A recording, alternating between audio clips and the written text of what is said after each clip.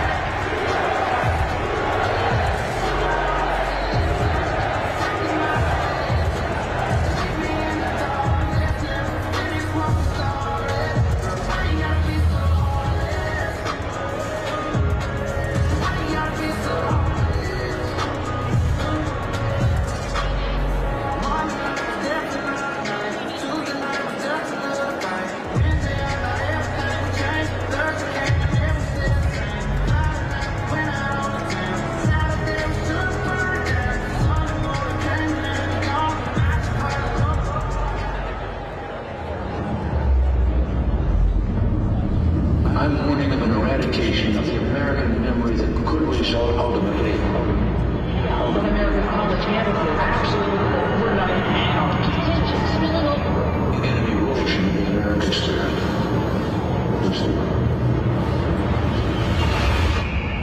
But as long as we remember our first principles and believe in ourselves, the future will always be ours.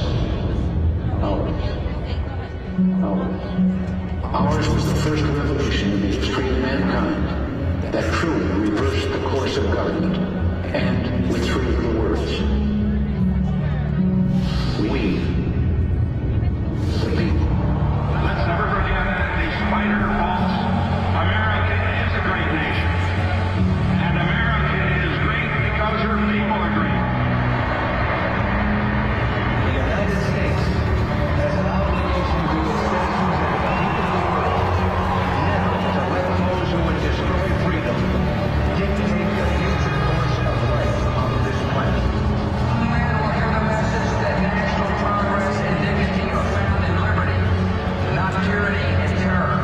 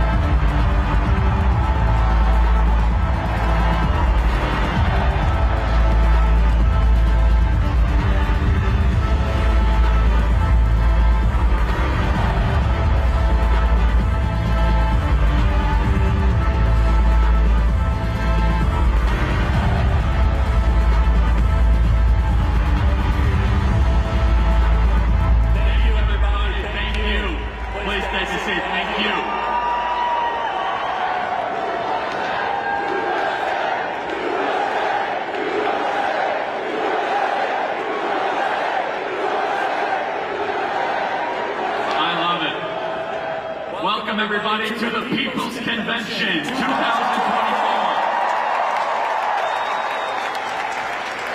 It is an amazing story and journey how we ended up in Detroit, Michigan, of all places.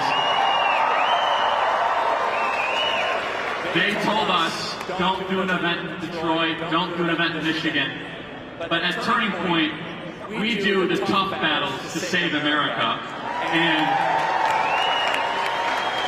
what you are going to see in the next couple of days will make international news. You're going to hear from the biggest speakers in the movement, from Candace Owens, Vivek Ramaswamy, Donald Trump.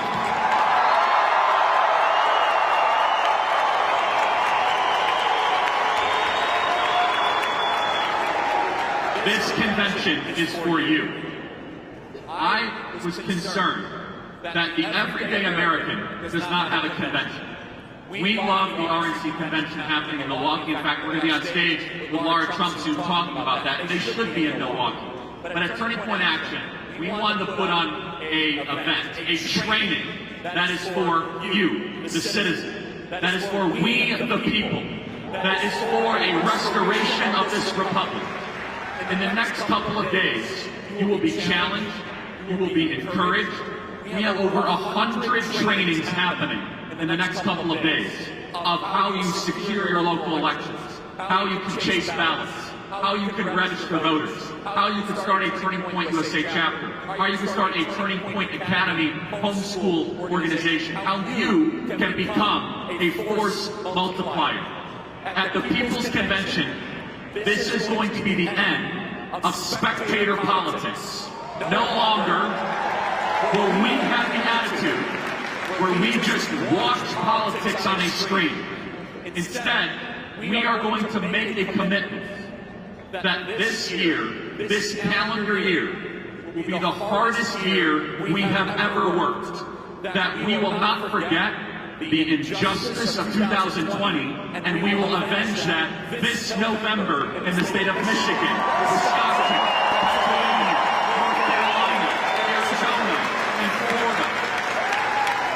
You see, the struggle in front of us is a question bigger than Trump versus Biden. And trust me, I love Donald Trump and I love what he's fighting for. But it is bigger than Donald Trump. This is a question of the structure of government that we are going to have. We are told that we are a constitutional republic, not a democracy, by the way, a constitutional republic, a very important distinction. However, our country looks more and more like an oligarchy and not a constitutional republic. There is a small group of people, sometimes in both political parties, that continue to do things that are unpopular with the American people, that are bad for our everyday livelihoods, and they want to tell you who can become president. The reason why Donald Trump is facing 700 years in federal prison is because he has given you a voice in this equation, that he has brought you into the room. The reason why they have thrown everything they can at this man and will continue to do that is that you are not supposed to care as much as you do. They want to go back to the failed politics of 2004 and 2008, where a small group of bipartisan politicians keep on doing the same thing over and over again. This event is a statement to the leaders of both political parties that we, the people, are back in charge, and we are going to send a triumphant message.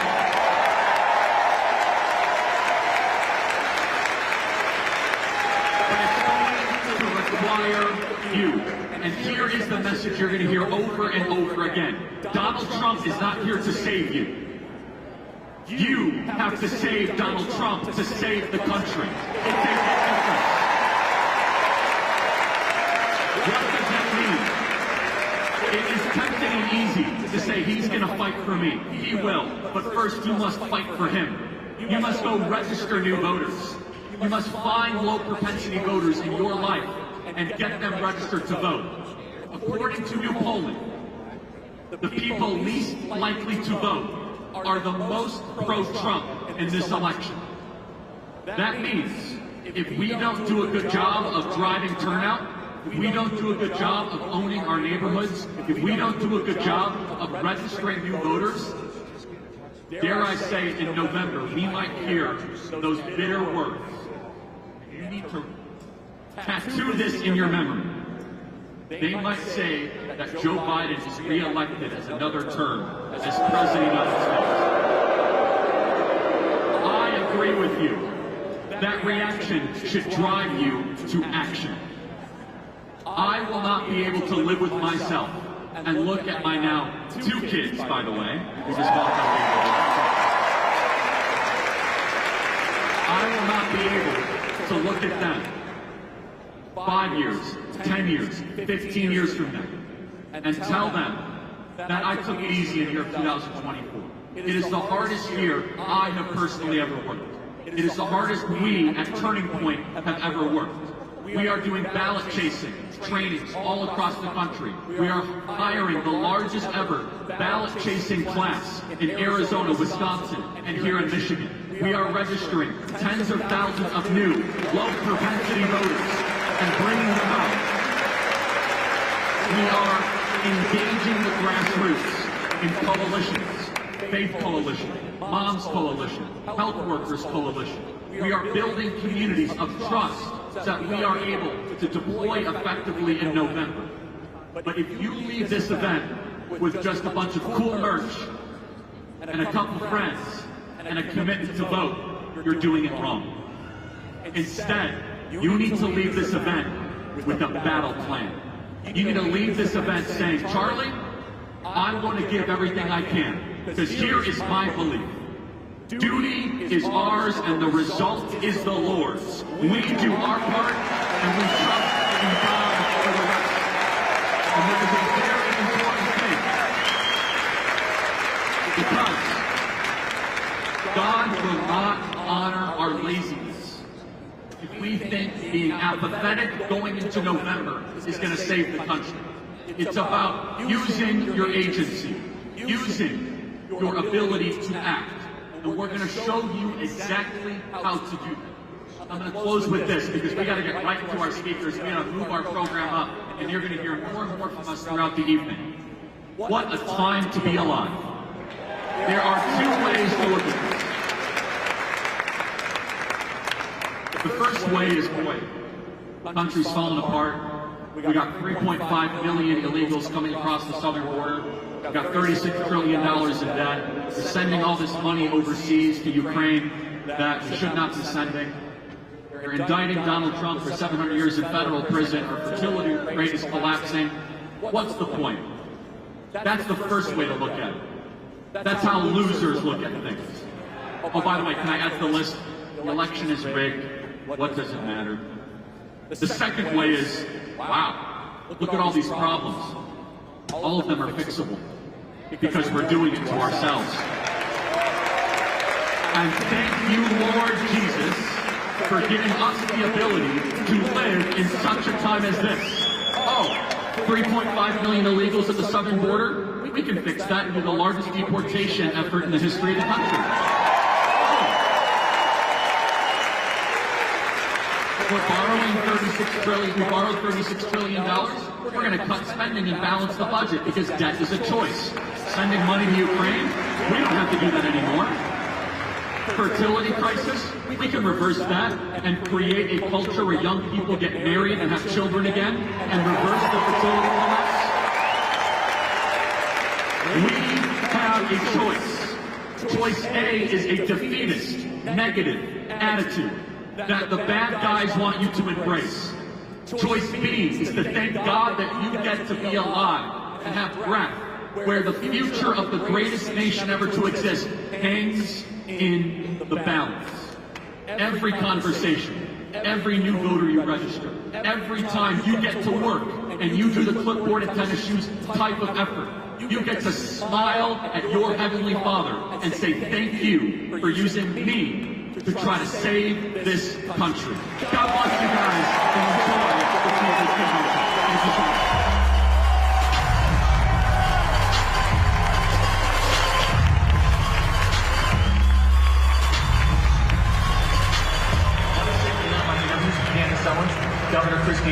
Senator Rick Scott, Vivek Ramaswamy, and more. Become a member today at members.charliekirk.com, and you can have access to every episode completely ad-free, be part of our live Q&As on the show, read my exclusive column, and get a copy of my brand new book and more. All the information for how to sit in on our live interviews will be at members.charliekirk.com. That is members.charliekirk.com. It's all happening here at the People's Convention. Follow the QR code on the screen today to become a member.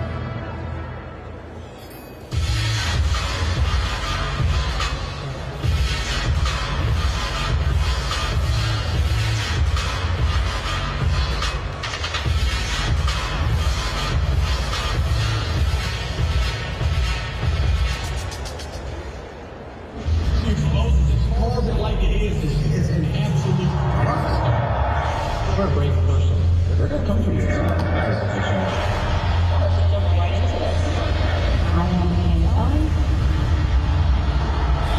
making a difference with the new generation in ways that us old folks can't. It's just racism if you're judging people on the basis of their skin color. I don't know why this is so difficult. I'm getting sick and tired of media deception. For that, like a little bit of insecurity to just jump and say, I don't care. I'm just going to call bullshit on that altogether. Nobody is suppressing your law. I'm suppressing what is actually incorrect. I'm not correcting it. You're getting upset. Yeah, you're not going to argue with me. It's a bad idea. Don't argue with me. I have every bit of knowledge that I need to say this is only the tactics to what?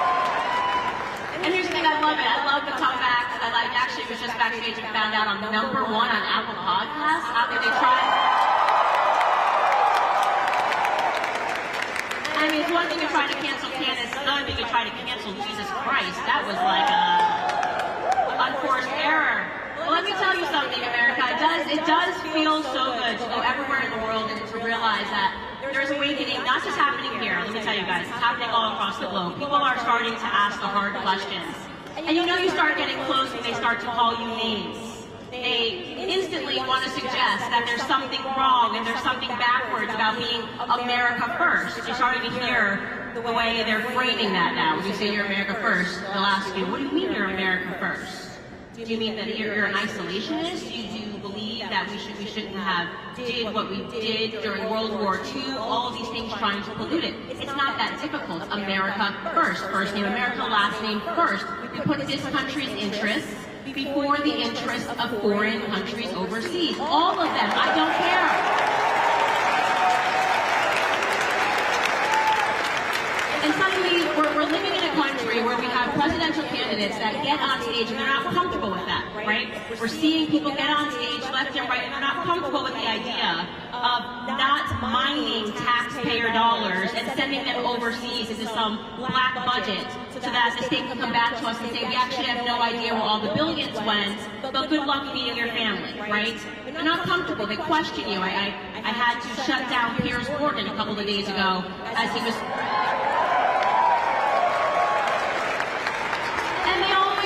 Like I said, it's just a game of name calling, right?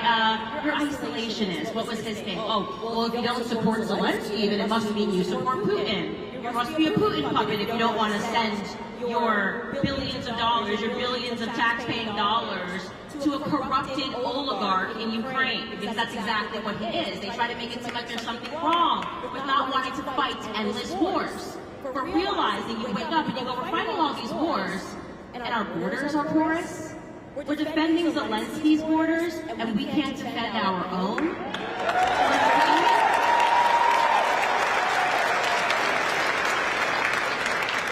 You're going to suggest that there is something wrong with the idea that we want to put our citizens first, and it would be one thing. It would be one thing.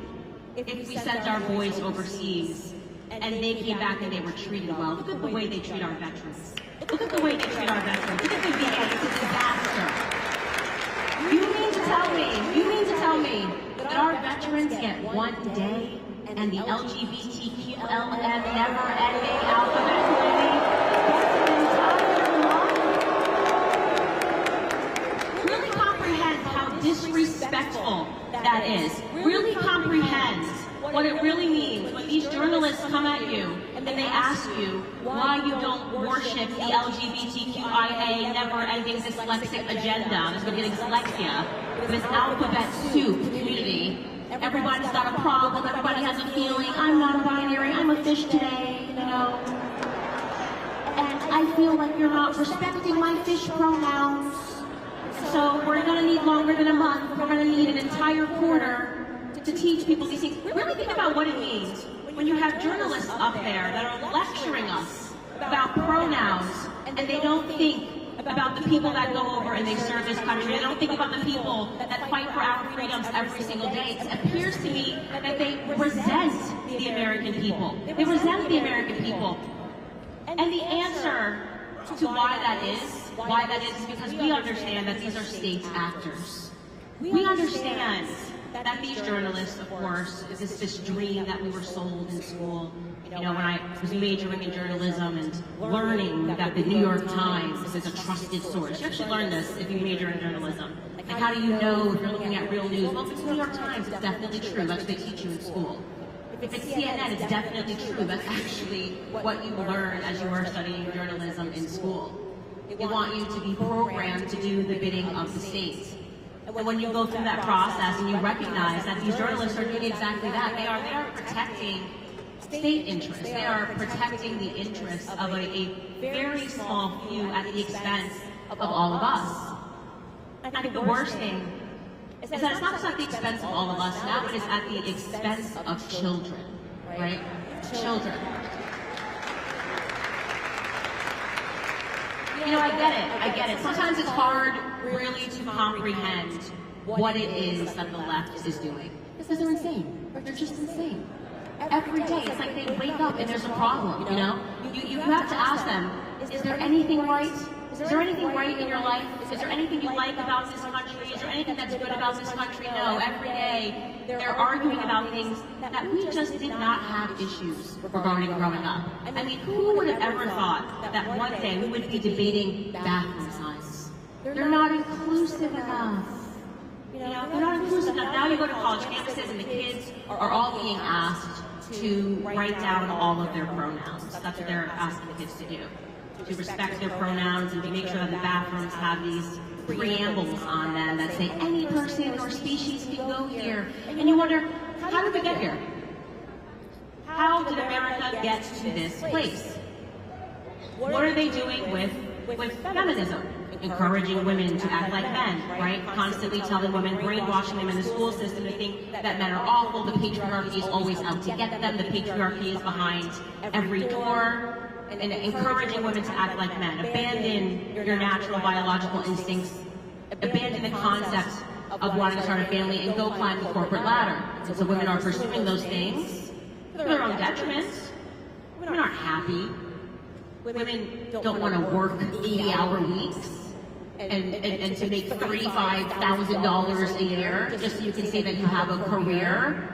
Because what, Beyonce said, like, you know, some feminist things, and Taylor Swift said some feminist things, and now you're suddenly on some sort of a program. You haven't even stopped to look up and actually think about what it is that provides you value and what makes you happy. And then feminism is simultaneously telling our men to act like women? Does that make any sense? Have more feelings, cry more, comprehend toxic masculinity, all of these fruity phrases, right? There's something inherently wrong with being a man. Stop doing that thing. You're acting like men. That's what they're saying, right?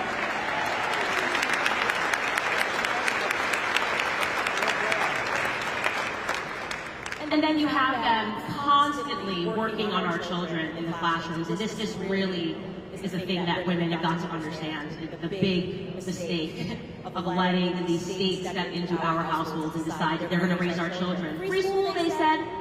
Education, everybody deserves an education. That was the pitch. The fact of the matter is we've never handed out more degrees in our society. We've never produced dumber kids. And I'm talking about actually factually dumber kids. Mathematically speaking, in terms of their English writing, these are the dumbest kids that we've ever produced. That's a fact. I was saying earlier to a group of kids, go back, do yourself a favor, just Google it.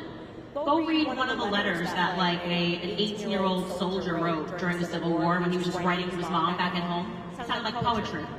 These kids today can't even write sentences, right? They can't even write sentences. And you have the majority of kids right now, I think it's 40% actually, not the majority, 40% of kids in America cannot pass a basic literacy exam. And yet we're handing out tons of degrees.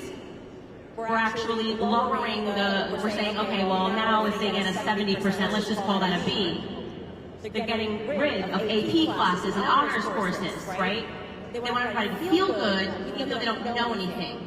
You need to understand this because that is the beginning of everything. What they're actually doing, and pay attention really close, is they're recreating slavery. Recreating slavery.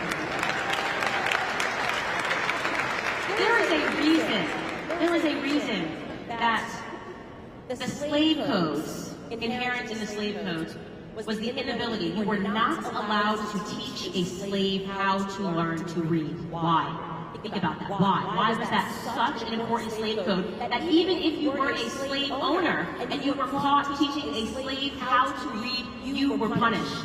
What was the reason? Because an educated mind cannot be enslaved. The state knows that. So their initiative is how do I make you think, the state is doing, how do I make you think you're the most educated person in the world when in fact you know nothing? You don't know how to take care of yourself. You don't even know what gender you are. Right? You don't know what gender you are. You've been in school, you've got all these degrees, you're feeling so confident. I majored in gender studies for 4 years. Paid $100,000, I majored in gender studies. I majored in feminist dance theory. 4 years, I'm so smart. I know all about feminist dance theory. Here's a degree, okay, here's a degree. And what happens is these kids get out in the world and they know nothing. They can't survive. These kids don't know how to work with their hands, they don't know how to change a light bulb. These kids are convinced that they are so brilliant because they're holding a meaningless piece of paper. And they don't even know how to change a tire. What automatically happens is they start to resent the people that do. You want to talk about why there are constantly these depictions of people in the South, conservatives. Oh, they're backwards, they're white, they're racist. The people in the South, they're not like the New York City latte-sipping writers, write hit pieces about Cancelins. No, he's so brilliant. I'm going to get her today. This is how it acts. They think they know everything. People can't survive. They're slaves. They don't even know they're slaves. They don't even know. The greatest example of that is COVID. And if that was not a psychological test on America. Psychological test.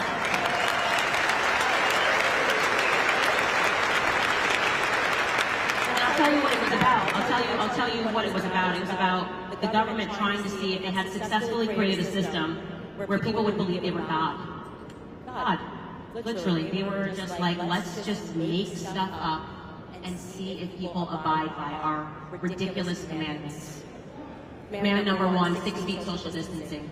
I said, no way people are going to do this. Suddenly I went into the grocery store and I was watching people do this on the pads. Walking around like robots on the pads. God forbid you forgot something, right? You couldn't go backwards. You had to go all the way back around. Like, please, just a cereal. I was just going to grab. The person behind you's looking like, no. I'm like, surely this is not real. They had the mask policies that made entirely no sense. You're on a plane. I'm like, well, if you're 2, you don't need a mask. If you're 3, you do. I'm like, okay, wait, no, I'm sorry. Can you explain the science? It doesn't matter.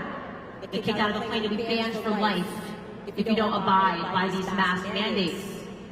Suddenly they're saying to people, don't go see your family on Thanksgiving. No, government really testing you, right? Do you love your family more than you trust the government? trust the experts, trust Fauci, trust the states. And sure enough, people got in line. And they wanted to see if you would give them your bodily autonomy, would you make a sacrifice, you know? If we said it enough times, we got enough of our little mockingbirds to just keep repeating these phrases, it's a true experiment in mass brainwashing, would you do it? Wear a mask, save lives. Don't go see your grandma.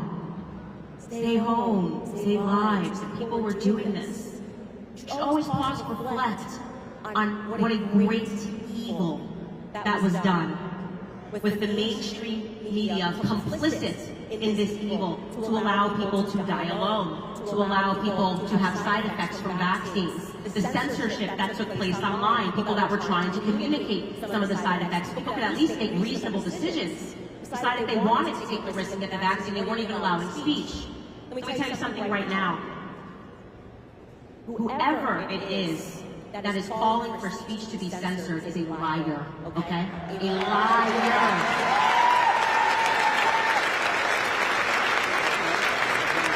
I don't care what the subject is. You should be allowed to hear the debate. I do not care who the person is. You should be allowed to hear what they say, because you know what? You're smart enough to understand what you are listening to. You don't need the government to censor ideas for you. The government is not your God. In fact, it's quite the opposite. The devil has, the government has very much become the devil in our lives. And speaking to that point, because now that we understand what it is that they are actually attacking, when you look around and you're wondering, what are all of these things that connect these various topics? COVID, you got the freaking environmental lobby, right? The kids skipping school because they think the planet's going to die in 10 years. They don't know if they tell us all the planet's going to die in 10 years, right? We were all told in school we were going to die in 10 years. Global warming, global cooling, the ozone layer, acid rain. You know, they kind of pick a thing and then it doesn't happen. And then they just pick another thing. Trust the science, trust the experts, la la la, we got it. And you wonder, what's that got to do with the trans agenda? What's that got to do with the LGBTQIA never-ending month, the non-binary fishes that are walking around? What's that got to do with COVID? What's that got to do with the bathroom signs? What's that got to do with feminism? And the answer is simple. Family. The government is trying to destroy and corrupt the biggest guard against the government, stable families.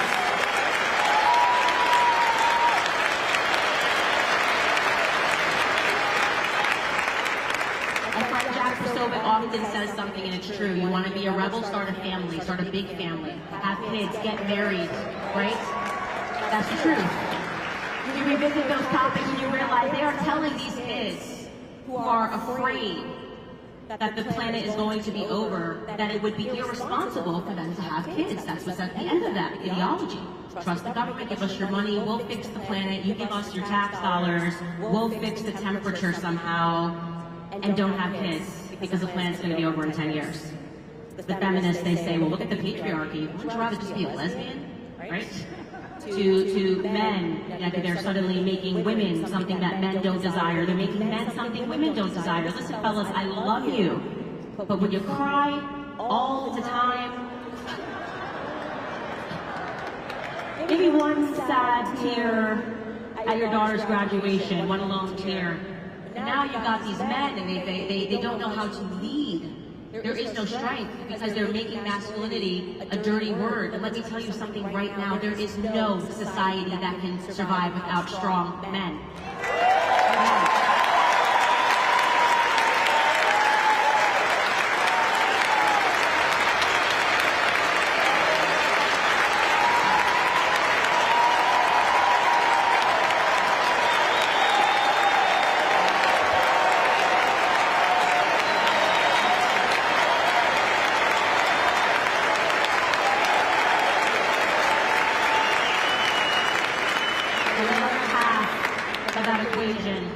Understanding that women, these men are not our opposites. These are our brothers. These are our fathers. These are the men that we marry. We raise these men up. They're our sons. We cannot lose the opportunity to stand up for men, because it's going to take women understanding that men and masculinity and manhood are under attack for a reason. It is because the government knows the risk of what it means when there is a masculine society. Who do you think it is that is going to protect us from the government? Joe Biden casually said, I'm not kidding, the other day, casually said about guns, he said, you know, it doesn't really matter. I don't know why these conservatives want to keep their guns. By the way, I'm speaking English. He kind of mumbled.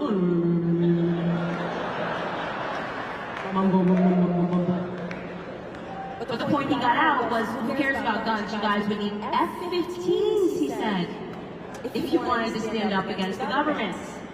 Boy, I'll tell you, I must have purchased 10 more guns that day. Unbelievable.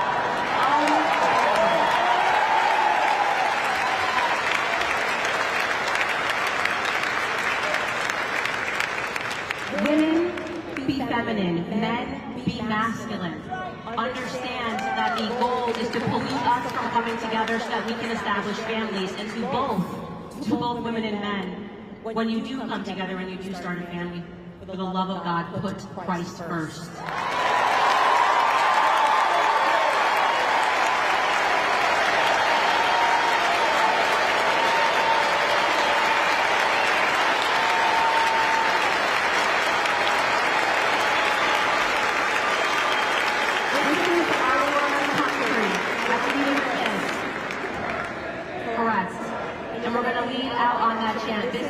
Country. America is a country that was founded on Christian principles, right? And they understood that.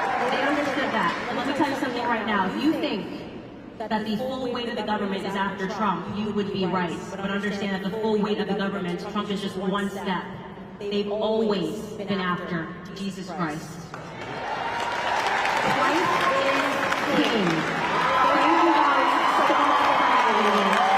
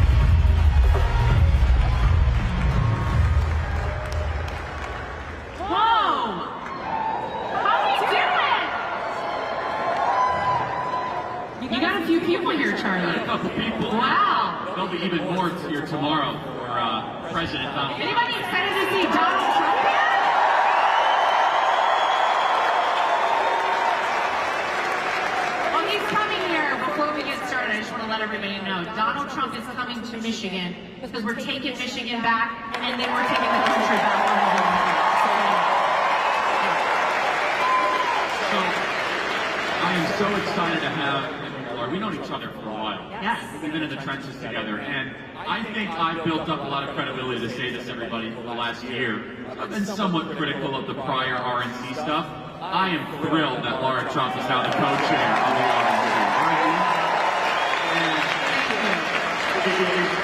You're doing a great job. Let's get right into it. I don't know if you guys know this, but you here are at a crime scene. This is where they counted the ballots in 2020. This convention center. Now, of course, I'm sorry. Safe, secure, most amazing election. Oh, yeah, that one. But, no, literally, it happened right here. They rented this out. They didn't allow any observers here, right here. While you're here actually launching a new election integrity task force, tell us all about it. Yes, our top priorities at the RNC, we have two priorities. Get out the vote and protect the ballot. So those are the priorities, and we know who will get out the vote for us. It's Donald J. Trump, right? The greatest candidate we could possibly have. Of course, all the down ballot races will be helped out because he is on the ticket as well. He will inspire people to get out and vote. And I'm going to ask you in a few minutes to get involved as well. But before we get there, our other top priority is election integrity. Charlie, let's face it, if we don't have free, fair, and transparent elections, nothing else matters. And that is our goal at the RNC. And by the way, every single person in this country, regardless of how you vote, should want free and fair elections. So, right before I came here, I was about 30 minutes away with the chairman of the RNC, Michael Watley. He and I started here in the state of Michigan, launching our election integrity program. And what we want to do is train 100,000 people all across this country to be part of that team. Now, what does that mean? That means we want poll watchers, but not just that. We want poll workers. We have a unique opportunity right now that we have not had in 40 years as a party. For 40 years, there was a consent decree placed upon the RNC that did not allow us to train people to work as poll workers. Now, think about that for a second. Who was training, Charlie? All the people for the past 40 years, not the RNC. Think about how many people the DNC got to train to work in these polling locations. Yes. So now we have this amazing opportunity so we can train you to work in a polling location. We can train you to work in a tabulation center where the mail-in ballots come in. We also want attorneys to work in every major polling location so we are not reactive, we are proactive. The second you see an issue, we address it. We're going to have war rooms set up all across this country and every state as well to deal with things as they happen, not days, weeks, or months later. So protectthevote.com is the website. Again, protectthevote.com. If you want to be part of our team, we will come to you and we will train you in your state, give you everything you need to know. Any lawyers in the audience are listening? If you're a lawyer, you do not have to be trained in election law. We will train you on exactly what you need to be looking out for. It will take a Herculean effort to fight back against all the nonsense and all the nefarious activities that we know happen out there. But this year is the year we do it. We are also sending a loud and clear message out there to anyone who thinks about cheating in an election. If you cheat in an election, we will find you, we will track you down, and we will prosecute you to the full extent of the law.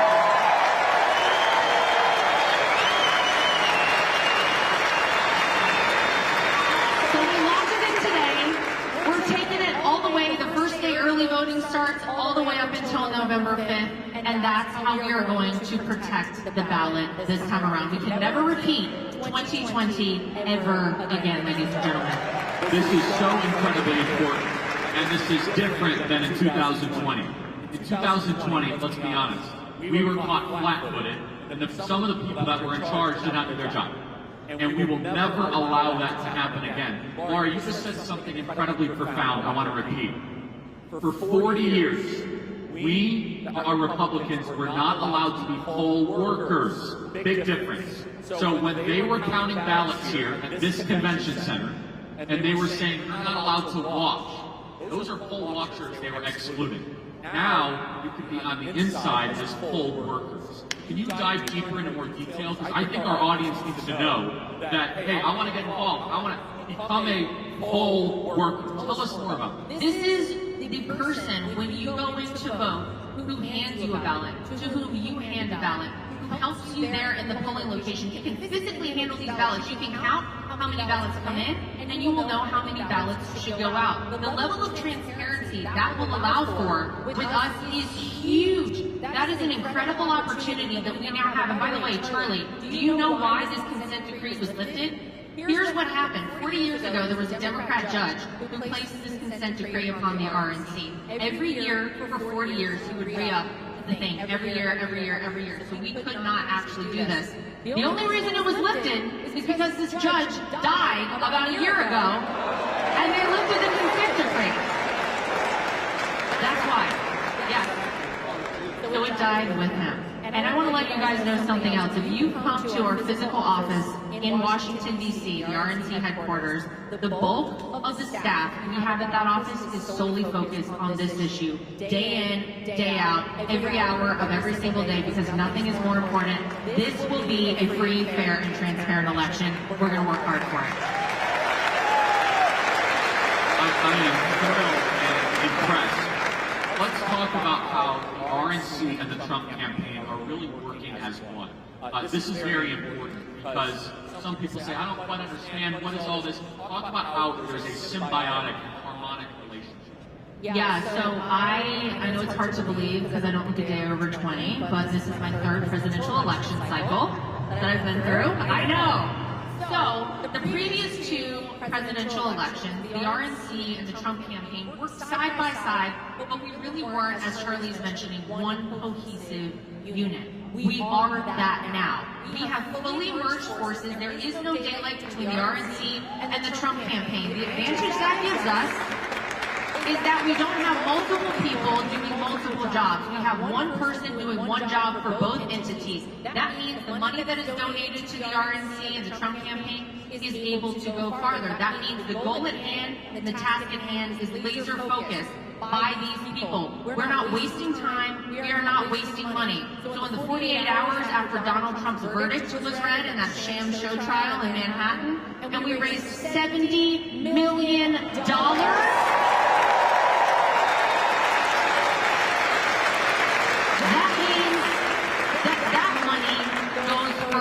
we are working as one unit, and that is going to ensure success come November 5th as well. And every single person has a role to play here. And so another element of this is how groups like Turning Point Action and other outside groups are now able to work on door knocking and canvassing with the campaign. And we've been talking a lot about that openly.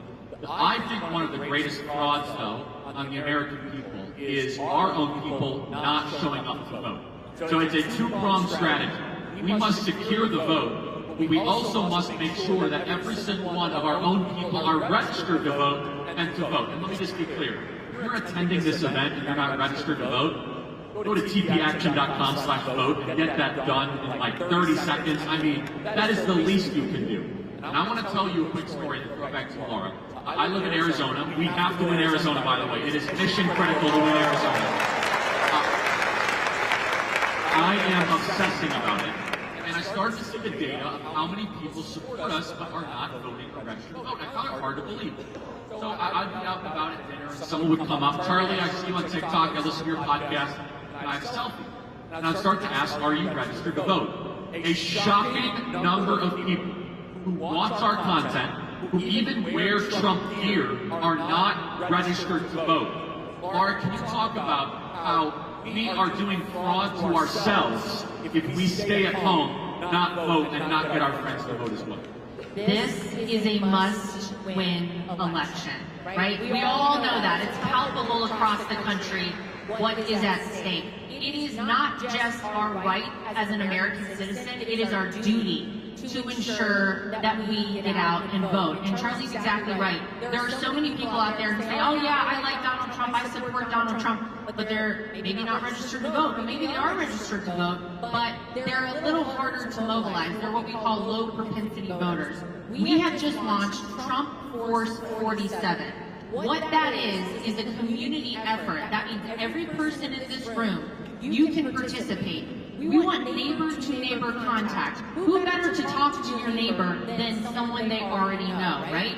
You have to identify a certain number of people, and that is your goal. You get them out to vote. Get your neighbors, get your friends, get your family, get your dentist, get everybody you know, I don't care, as long as they're voting the right way, out to vote. If you want to be part of this team, TrumpForce47.com is the website.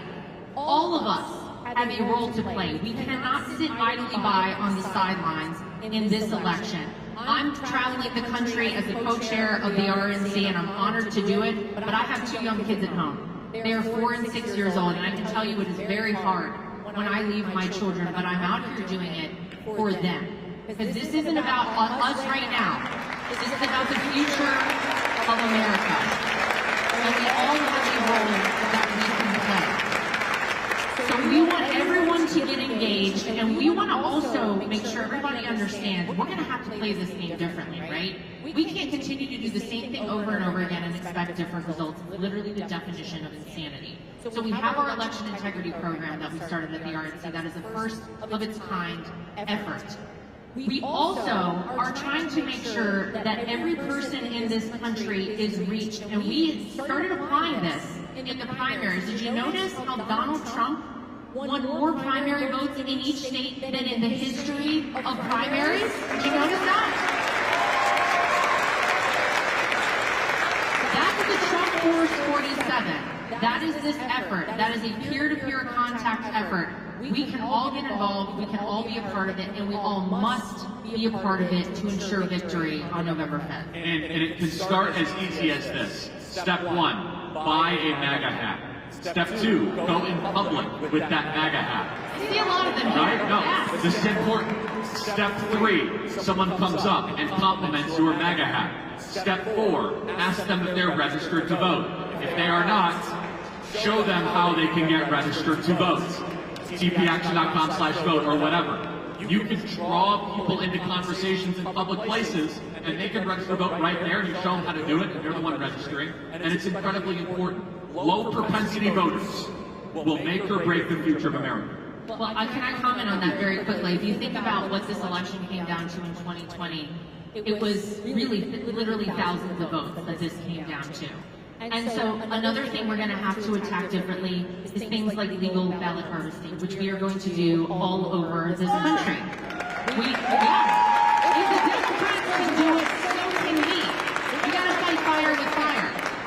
We also have to start encouraging people to vote early. And let me tell you why. I know as Republicans, we want the perfect ideal day. We want 1 day of voting, we want paper ballots, and we want voter ID. I want that too, and we can get there. But we've got to play the hand that we're dealt right now. And the hand that we're dealt is that we have an election season. And so what that means is that we want to make sure you get your vote in. Think back to the election that Kari Lake had, in speaking of Arizona. We literally saw a voting precinct on election day. This was a red district. We know how these people would have voted. They would have voted for Kari Lake. That entire precinct shut down because the machine stopped operating. Line wrapped around the block on election day. None of those people got to vote. You can argue Kari Lake may have won her election had that not happened. So what do we want from you? We want you to get your vote banked. We're taking care of the rest at the RNC. We are ensuring that vote counts. However you can vote. Early vote, mail-in vote, whatever you need to do, get your vote in as early and in whatever way you can. And then you take every day from that moment up until election day, taking somebody to go vote. Take your friends, again, take your family, drive them in your car if you have to, buy them a sandwich if you have to, after we know the Democrats love to do that. Whatever you need to do it and get them to go vote. And then what that does for us on the other end is it allows us to use our resources to target the rest of those low propensity voters. You don't have to worry about your vote. You don't have to worry that you're going to have a voting precinct, breakdown, that you're going to have life happen, your kid gets sick, you get called into work that day, whatever it is. Bank your vote, and then take someone with you to go vote every day from that point. And also, some of you might not know this, you can vote early in person. It's called in-person early voting, which you might think the only way to vote early is by mail-in voting. Wrong, yeah. You can do in-person early voting, which, by the way, that form of voting, Republicans in Florida win 80% of in-person early votes, and it's one of the reasons why Florida has become such a deep red state. Now, hear me out. I have been a late convert to what Laura just said, but I believe everything. Because I saw it with my own eyes. I showed up at my local precinct in Scottsdale, Arizona, at 8 a.m., ready to go vote in person. I said, boy, these lines are so long. Kerry's going to win. And why are the lines so long? No one's moving. 2-3 hour waiting lines. People getting out of line. It's discussed. Oh, forget it. All the machines failed. Now, I think it very well might have been intentional, but that's a separate issue. Where half of our precincts on voting day were sabotaged. Half of them. So you have to think to yourself, would it have been better if some of those people would have voted in person and early the days that were followed before? You see, we have to adjust and adapt our game plan. If you say, Charlie, I'm willing to wait 4 hours in line, vote for Trump on game day, God bless you. You are a 4 out of 4 voter. I'm not here to debate. But hey, if you might have sick kids, like Laura said, if you might have to go bring kids to a soccer game, let's think about this. The state of Georgia was determined by 11,000 votes in 2020. Arizona was determined by 10,000 votes. Wisconsin was determined by 21,000 votes. If Trump would have, if he would have been declared the winner, we know what really happened, would have been declared the winner in all 3 of those states, he would have served as another term as president. Let's now think about this as we go forward, especially low propensity voters, people that say, I don't know if I'm going to vote at all. They definitely won't show up on election day, everybody. They're the ones that are the least likely to vote. They're the ones that we definitely need to try to get into the early voting model and drive them out. Laura, in closing here, what is the message of this campaign? What is the message you are bringing forward against Joe Biden, drawing contrast? What are the top points you want our activists to bring back to their communities? We have an amazing opportunity right now that we've never had in modern American history, which is you can compare 2 presidents and 2 presidencies. And I think it's about quality of life at this point. And everyone, everywhere in this country, I don't care where you live, I don't care what job you do, you have seen your quality of life decline since Joe Biden became president of the United States. It was $1.87 a gallon to fill up your gas tank when Donald Trump was president. That was the national average. We had a secure southern border when Donald Trump was president. We had a peace agreement signed in the Middle East instead of wars in the Middle East. You had trade agreements signed with Mexico, with Canada, with China. Peace talks with Kim Jong-un to denuclearize the Korean Peninsula. Peace through strength. That was the motto of Donald Trump. We had a robust and able-bodied military who was battle-ready on day 1. And people knew that when Donald Trump said something, Donald Trump meant it, and they didn't even try. So you have to make that contrast for people out there, because there are some people who watch the wrong thing out there, get their news from the wrong information sources, and they've been bamboozled a little bit, shall we say. But you have an opportunity right now, because people are hurting everywhere in this country. You have to tell people you don't have to love everything that Donald Trump used to tweet and now post on Truth Social, right? You don't have to love it. But you do have to look at the policies, and that's the difference between Republicans and Democrats. We speak in truth and facts on this side. The other side is all emotion-based. Bring people back to the truth, bring people back to the facts, bring people back to how their lives will every day be impacted with Donald Trump back in the White House. And I believe we will see him reelected as our 47th president on November 5th of this year.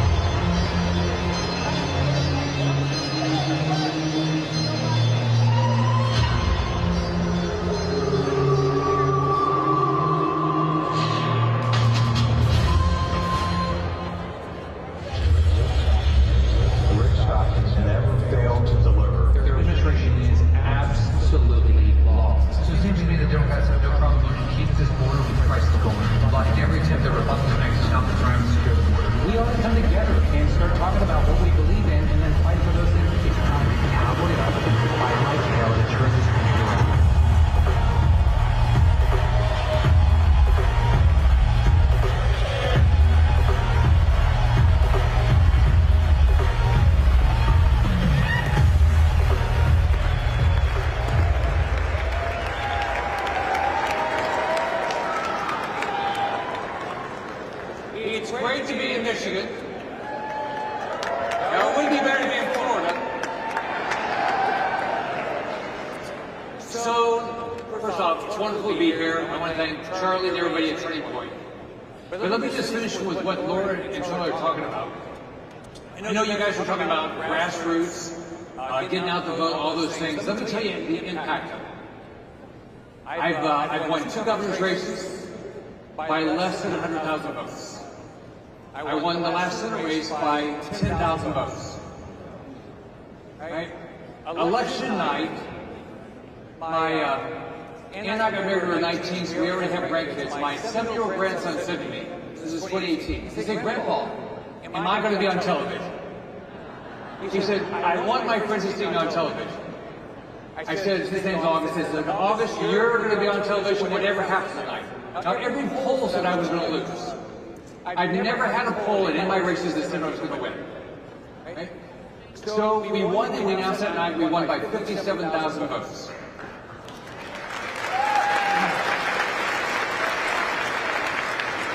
That's the good news. Now, let me tell you what happened. The next day, Mark Elias, the Democrat lawyer, flew down to Florida. He said, I don't care what the votes are.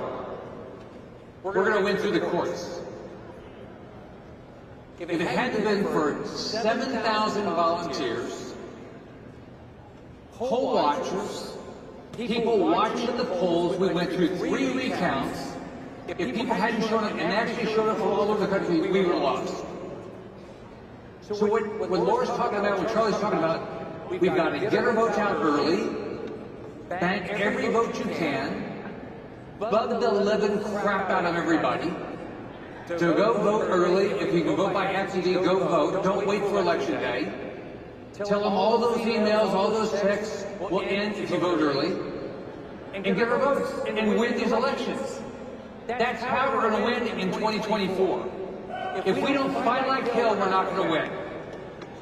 So, I hope we listen to what they said, because it really matters. Now look, I think it's great that we have all these conservatives in Michigan. I think maybe your governor up here could learn a few things. Look, she loves Florida. Don't you remember through COVID?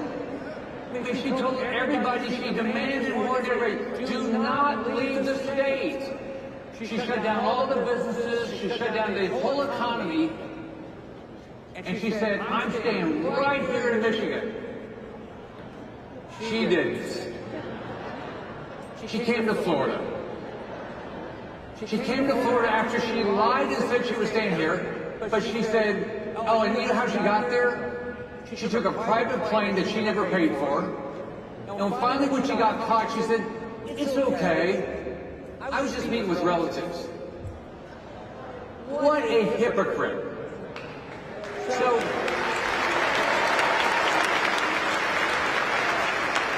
that's what's going on. In this country, we got what these left-wingers say is that we have rules for you guys, but not for us. You know, Nancy Pelosi can go out there and get her hair done, but nobody else. So first off, what you're doing matters. What you're doing is going to matter in 2024, 2026, 28. Yesterday's old Republican Party led by Washington insiders is over, and you are the reason.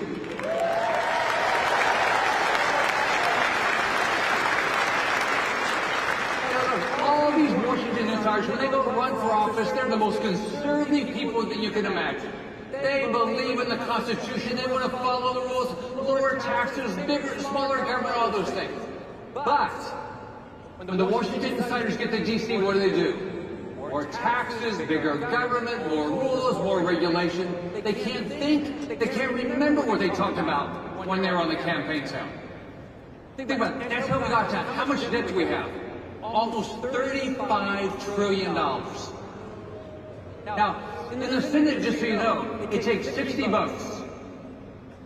Democrats don't have 60 votes. I've been up there 5.5 years.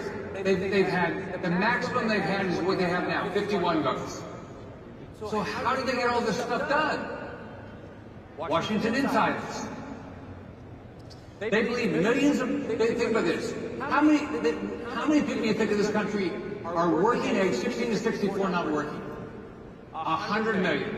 Because these abortion insiders think that they should take your money and give it to them.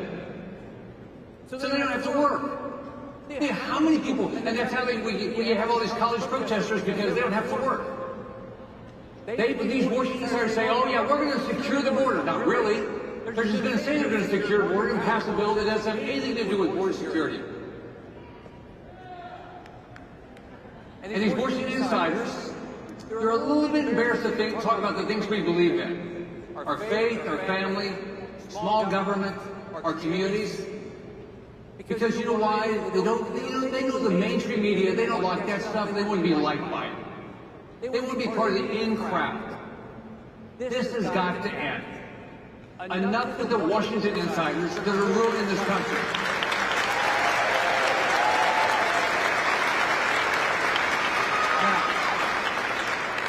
Now, Donald Trump had 4 years. He's going to have another 4 years.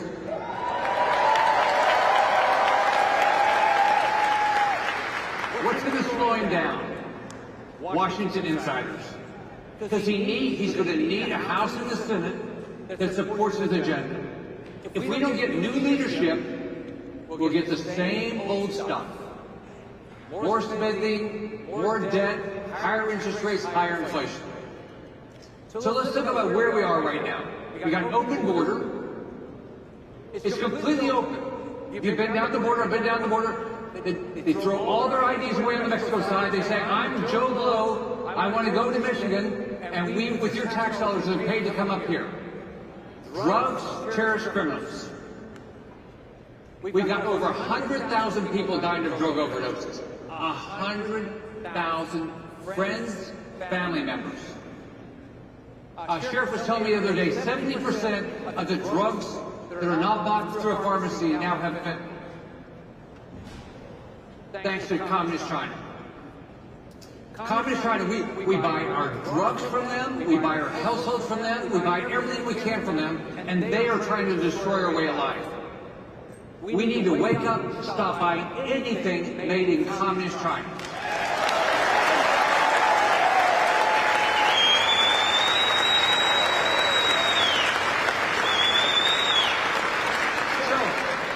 How many of you, now look, Biden tries to say that, oh, inflation, no, it's down, right? Have you been to the grocery store lately? Bought gas? Bought a house? Look, how do normal people afford to live in this country?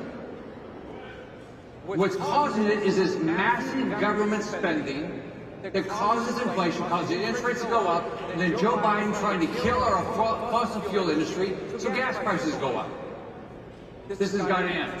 Now, did you guys remember the withdrawal from Afghanistan? Okay, so how many people you think came to this country on those planes? 77,000. How many were American citizens? 5,000. How many had special visas? 2,500. Did they vet any of these people? No. I'm sure there's some wonderful people, but we have no idea who we brought in. They don't know where they are, what you paid for them. And by the way, we lost 13, right there at Kabul Airport, we lost 13 service members. Has anybody been held accountable in the Biden administration? Nobody. Look at our military. They're focused on pronouns. While Communist China is building military ships faster than we are, right? Communist China is building a military way bigger than ours, and what's our military leadership doing? We're good at pronouns. This is crazy. Think about this. We got men playing in women's sports, so they're destroying women's sports, paying people not to work. We got crime rampant. Now they go prosecute Donald Trump. But boy, if you go beat up a cop, nothing happens to you. So when I was a kid, I was worried not if I did anything wrong about my mom, but I knew something I'd be held accountable, right? But not anymore. We're appeasing dictators all over the world, Xi in China, Cuba, Venezuela, Nicaragua. They can do it, Iran, name it. we appease them, then we wonder why, the left is taking over the world. We got Jewish students scared to death to go to their campus, while the leadership of these elite institutions protect these protesters, which makes no sense. At GW University, so I tried to go meet with the Jewish student leaders, with the president. She still to this day has not met with the Jewish leaders, student leaders. But those protesters, they were all fine. Look at housing now. Price of housing is way up. Interest rates have skyrocketed. If you bought a house for $500,000 the day before Biden took office, with that same house payment, you could only buy about a $175,000 house today. Young people are never going to be able to buy a house. Look at tuition in our universities. By the way, Florida has the lowest tuition in the university system in the country. #1 public university system in the country.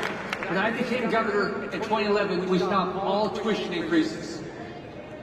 I thought tuition was supposed to be low to make sure everybody could get an education.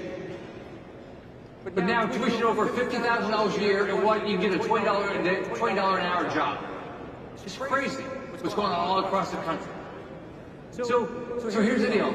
We say, oh yeah, this is all because Democrats are in charge, and they are. They got the White House, they got the Senate, they've had the House. But guess what? Our problem is we have Washington insiders and leadership that have gone along with Chuck Schumer. It takes 60 votes. We have Republicans in the Senate that are caving to Democrats for all sorts of horrible bills. Now, remember this so-called infrastructure bill that was a Green New Deal? That required Republican votes. Guess who gave it to him? Mitch McConnell.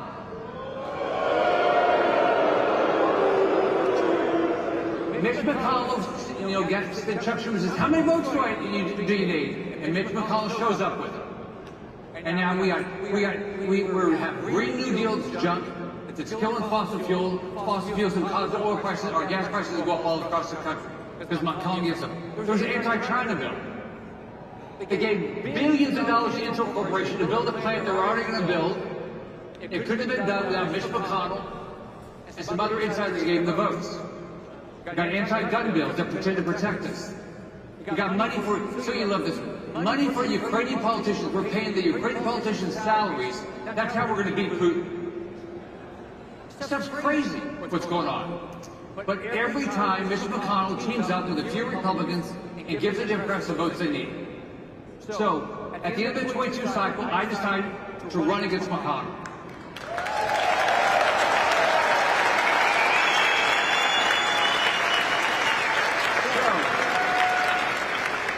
I announced on a Tuesday, the week after the 22 election, this election is supposed to be in January for the leadership. Guess when? It was the next day.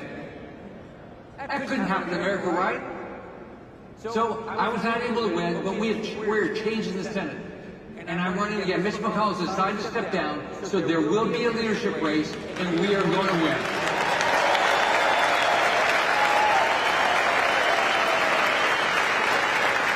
Now, what could we get done? What could we get done if we had a conservative leader in the Senate?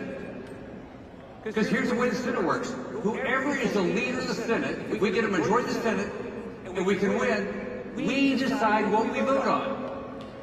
There would be no Green New Deals. We won't be attacking fossil fuel. We'll work our butts off to balance the budget. We won't have a woke military. None of these things will ever be voted on because the majority leader of the Senate gets to decide what we vote on. So would that be better? Yeah. How hard is this? Now, you can look at all the bad things that are happening around the country. But here's why it's changing. It's you. Look at this. In Detroit, Michigan, right? Look at how many people are showing up.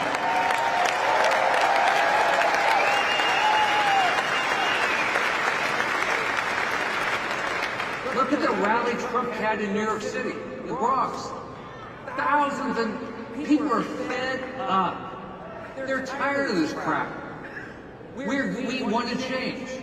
Now, If you take on McConnell, you don't make a lot of friends in D.C. because guess what? People make money off government. But the only way this is going to change. So there's a lot of people in Washington that were mad as hell at me because I ran against McConnell. Because they like what's going on. Spend more money. They don't care about inflation. It doesn't impact them. But you're the reason why we're going to see change. So if you look at every issue, we can balance the budget. Let me give you a story. When I ran in 2010 for governor, Florida had not balanced its budget in 20 years. We were going in default on our debt. We had lost 800,000 jobs in 4 years. We had a big budget deficit walking into the race. We were going in default on our debt. It was not as big as the responsibilities of the federal government. Every problem we had, fiscally, we had it in Florida. And guess what? We fixed it. Not one person. All of us together. I got a great legislature. I got a great business community. I got great mayors and county commissions. We did it and we changed the state. And now people want to move there. So here's where we are. You can make a difference. This group by yourself, if you think, just remember the numbers that Charlie just talked about, how the number of votes it takes to win. So many of these states we lose by 10 or 15 or 20,000 votes. You can get that many votes. Every one of you can impact 500 votes. And if you work the whole time, you can impact way more. Every one of you can be a poll watcher and make sure there's no fraud. So the way you win, here's the way we're going to win. If you want to, I'm running statewide in Florida as an example. I'm going to get all the Republican and all the independents, all the Democrats that vote for me, that vote for somebody in the local race, for every school board race, every mayor's race, every city council. Everybody that votes for them, everybody that votes for a Republican, I'm going to get their vote. So if I want to win, I want all those people to win. If you want Trump to win, and we want Trump to win badly, we've given so much power to the president, Trump has got to win.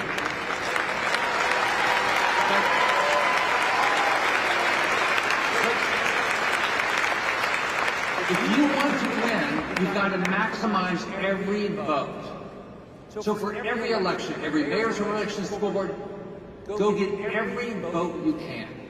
Don't take any, even if it's a purely Republican district, get every Republican voter, every independent that's going to vote for us, get everybody to the polls. And here's what's going to happen. If we do that, next year, the first thing will happen, we'll have a secure border. Crime will go down.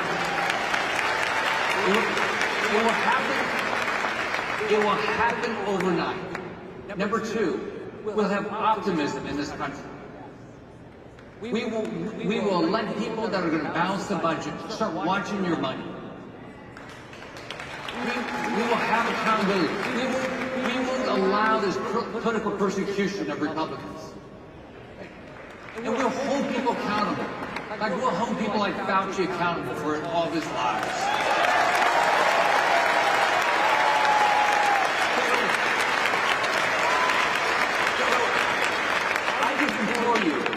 Between now and November, every day, what you can do to get the message out that we have to get every vote. And then, so in your states, whatever state you're in, whenever you can do absentee vote, get every absentee ballot you can in as early as you can. When there's early voting, vote early. Here in Chicago, people say vote often, but you can't do that in most places.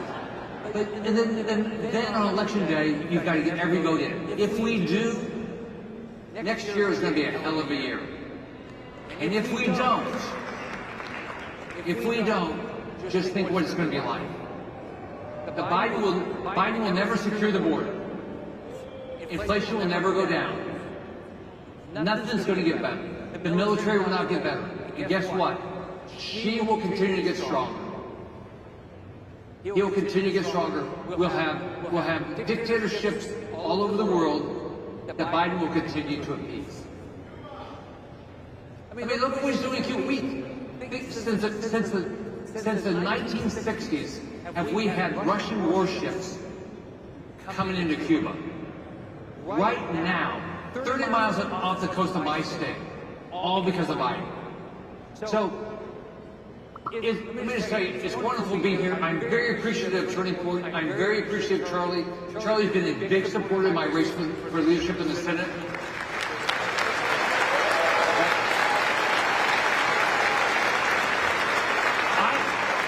I'm doing this for one reason. I've been blessed. I was born to a single mom. I grew up in public housing. I grew up in a country that my mom could legitimately say to me, I don't care that we don't have any money. You can be anything. That's a hell of a country.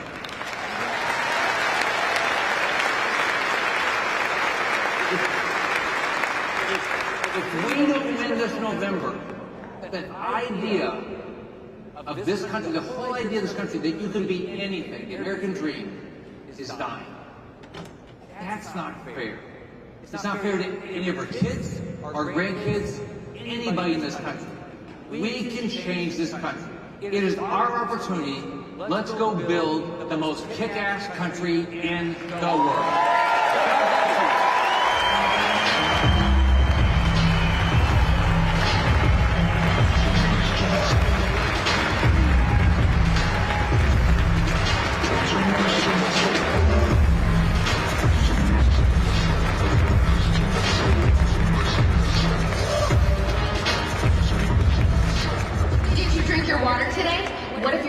Water can make a statement. What if it can symbolize your commitment to values like freedom, individuality, and self-reliance? Freedom 2.0 water isn't just about what's inside the bottle. It's about the message it sends with every sip. This is what I drink on every spillover episode.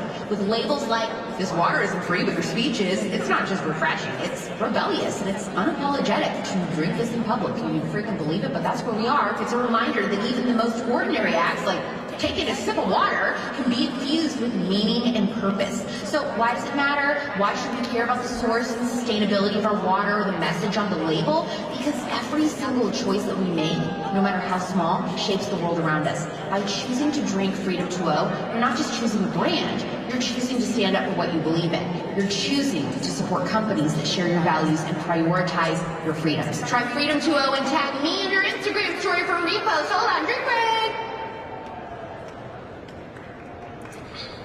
Not like as good as the Welch's grape juice girl, but just, disregard that. Let's show the world that every gulp is more than just hydration. The Declaration of Independence. Keep sipping, stay hydrated, and always be free. Go to freedom20.com today. That's freedom20.com. Speak your thirst. Protect the first. Dad went up, but when he got to the top of the bend and stepped out onto the corn, the rest of the corn fell on top of him.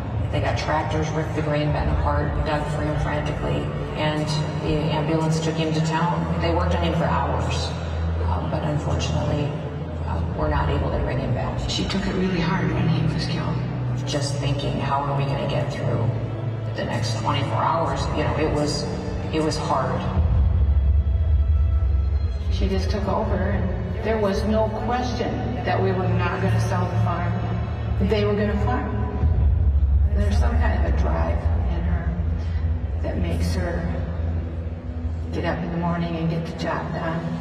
We're not talking about shutting down the country. Businesses across the country forced to shut their doors, already leading to absolutely stunning increases on unemployment claims. Right now in America, our civil liberties are under attack. There's a lot of states that completely shut down their economies and took away people's freedoms and rights. I decided that South Dakota would not be mandating any shutdowns. If you look back to Governor Noem's decision to open up Mount Rushmore for 4th of July celebration at that critical time of COVID, it was also inspiring for Americans across the country. And at a time in our country's history when everywhere else in large cities people were tearing down statues, we gave the world a view of people enjoying their freedom and celebrating America for what it stands for. If you want to know what my dad was like, just spend a day with Kristi.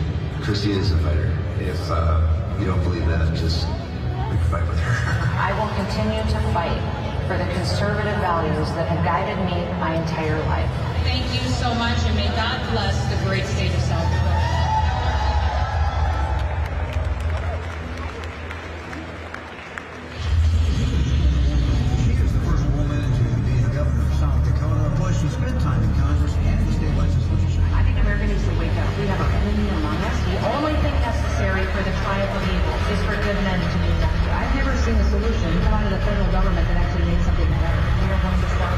much work and make sure that we're bringing America first again.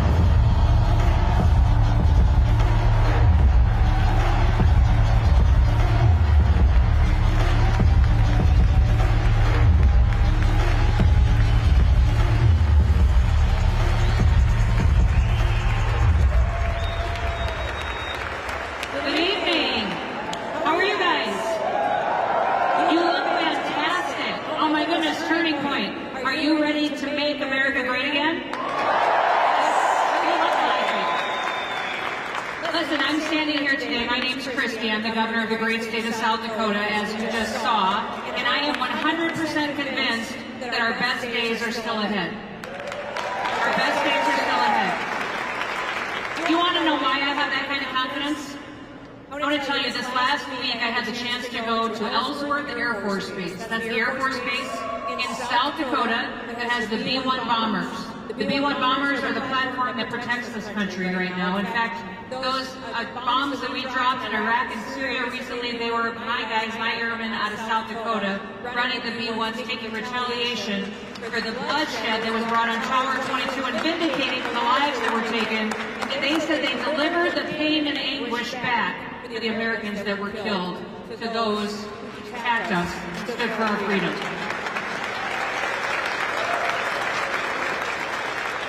I went to that base, and when I stood there, the reason I was there was because the wing commander was retiring. And they were installing a new commander over the wing. The base has a commander, but then the bomber wing has another commander as well.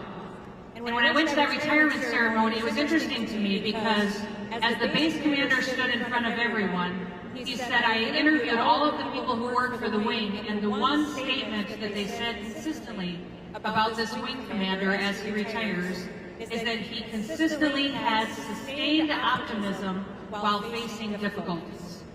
And I thought, wow, what an incredible thing for your team to say about you, that you have sustained optimism while facing difficulties. He also had these 4 points of advice for the new wing commander that would be in charge of our bombers, that would protect America into their future. He said, number 1, achieve success on purpose. Achieve success on purpose, which means have a clarity of mission, know exactly what you're going to do.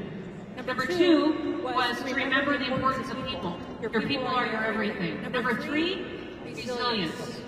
Resilience determines what you're going to accomplish. And number 4, make productive mistakes. Create an environment where people are willing to take a risk, that they know that they'll take a risk to get ultimate success, and know they'll be supported in that, and then when you make a mistake, learn from it. Those 4 pieces of advice I thought were incredibly powerful for us in this next election cycle. That we have a mission and clarity of purpose, that we remember it's about the people. It's not about governors and senators and all these government officials. It's certainly not about Fauci. It's not about Nancy Pelosi. And dear Lord, we all know Joe Biden sucks, right? We're pretty clear on that.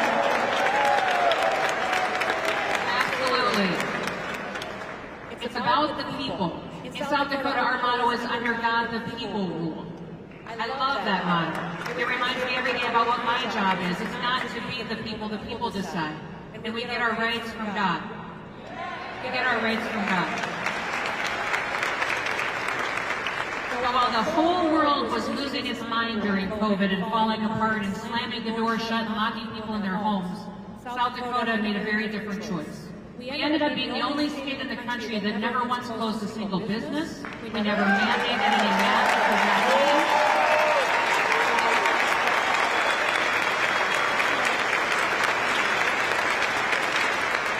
We never even defined what an essential business was, because I don't believe the government has the ability or the authority to tell you that your business is an essential.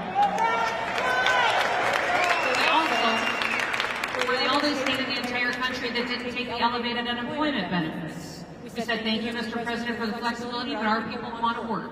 And they did. They worked the entire time.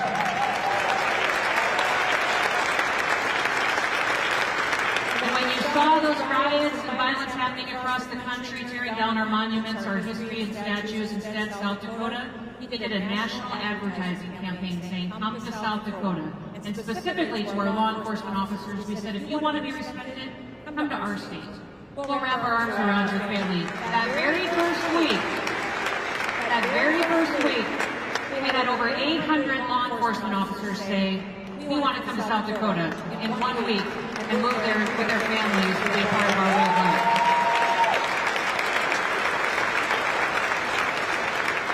So where are we today? Today, South Dakota is thriving.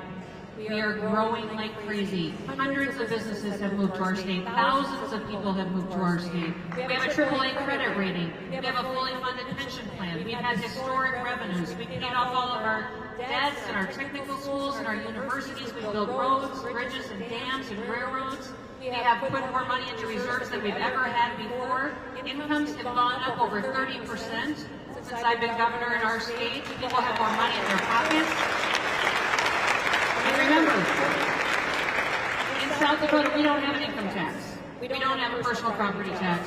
All we have is a 4.2% sales tax, and last year, we made the largest tax cut in South Dakota history and gave more money back to the people because it's their money, it's not the government's money.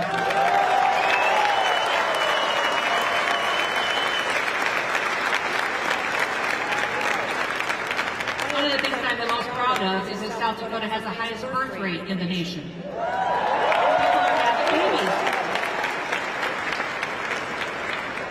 In fact, I've got 3 grandbabies of my own, and I think they're so incredibly special. We are the only state in the country that while you see all this madness that is going on under the Biden administration and the threats that we have to national security and all of the issues that are going on with the economy, we're the only state in the country where our mental health challenges are going down, our suicide rates are going down, and the only state where overdoses are dropping. And this is happening because people are happy.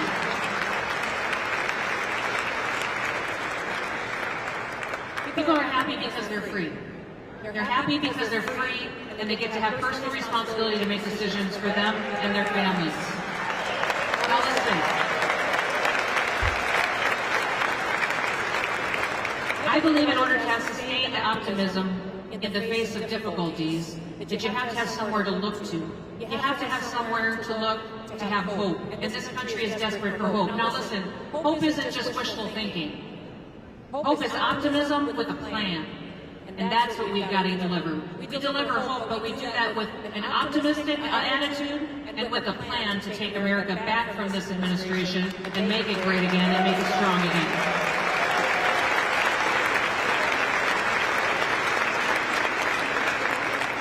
So yes, I've been bold. I have done some things in South Dakota that have led the way for states to ban TikTok and then other states and the federal government. I was the first governor to send National Guard to the southern border. When Governor Abbott asked for help, I said South Dakota will be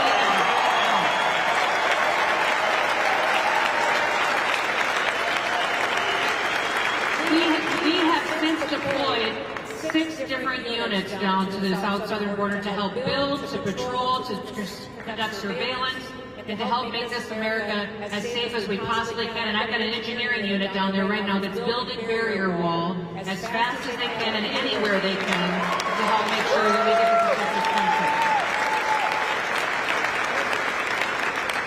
country. We also passed the strongest bill in the nation to protect girls' sports. And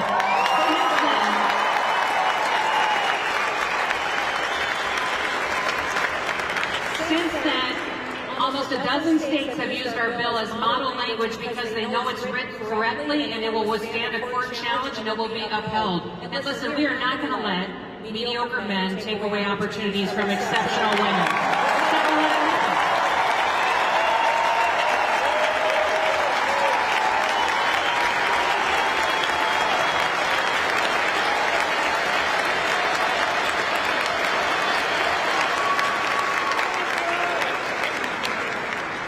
Someone asked me not too long ago, they said, Kristi, how do you make your hard decisions?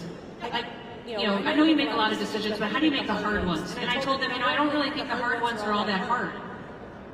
I said, they're actually pretty easy for me. I'm a decision maker.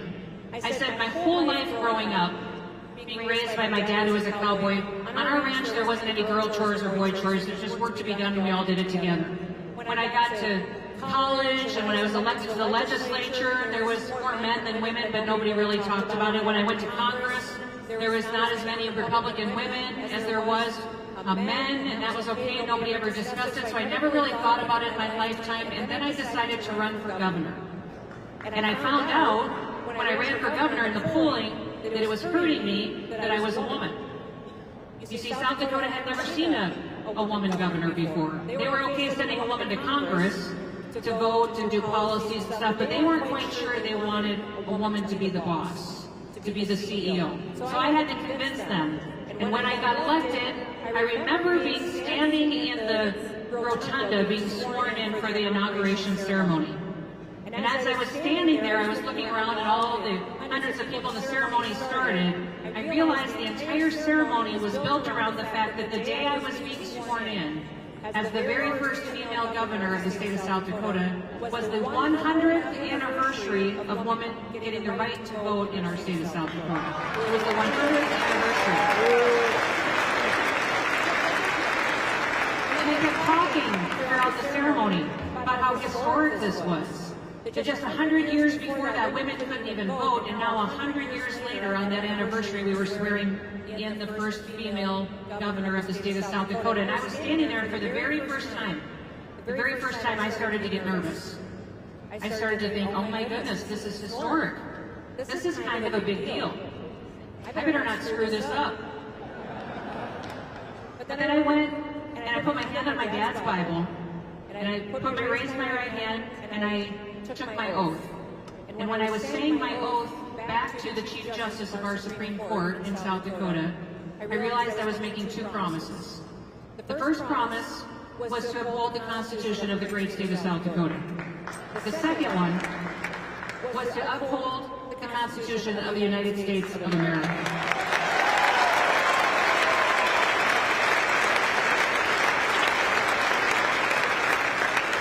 And I thought, two promises? I can do that. That's not hard. So that's how I have made every single decision in my role as governor. Every decision has been, the very first question out of my mouth is it constitutional? Is it not constitutional? Does the Constitution say I have the authority to do that? Do I not have the authority to do that? What happens if I overstep my authority?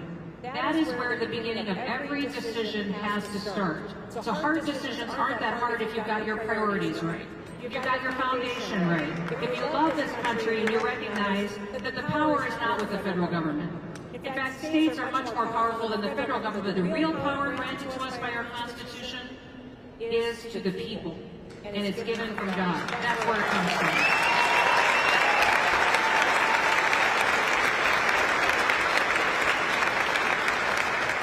So we've got a very weak president in the White House right now. He's a bumbling, weak, old man. I'm not sure if he can complete even daily activities and remember what he did that day. And when he is in the White House, we have extreme challenges. Russia invades its neighbors. China takes advantage of us all around the world. We have incredible dangers. Israel gets attacked. When you put President Trump back in the White House, peace deals get signed in the Middle East. The economy thrives. We take advantage of China. And America is respected again. That's what happens when President Trump comes back. Peace through strength. Peace through strength is what he brings. I'll give you an example. I was in Wisconsin recently doing some events for President Trump, talking to women and independents and different groups and people, asking them to get engaged and to think about this next election cycle. And I was talking with Kevin. Kevin was the youngest person to be held hostage by Iran back in the 80s when Jimmy Carter was president. Kevin and the rest of those Americans were held hostage by Iran for 444 days while Jimmy Carter negotiated. They were released on the day Ronald Reagan was sworn into office.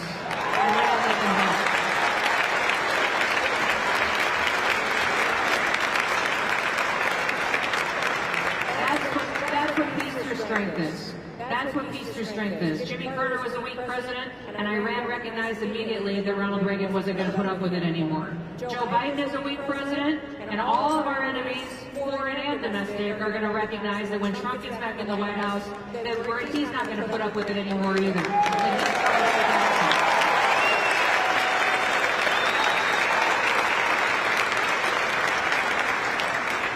He will give us economic strength, a secure border. He will make sure that we end political prosecutions, which we see across this country, and he will bring law and order back to our streets. That's what President Trump will deliver for us.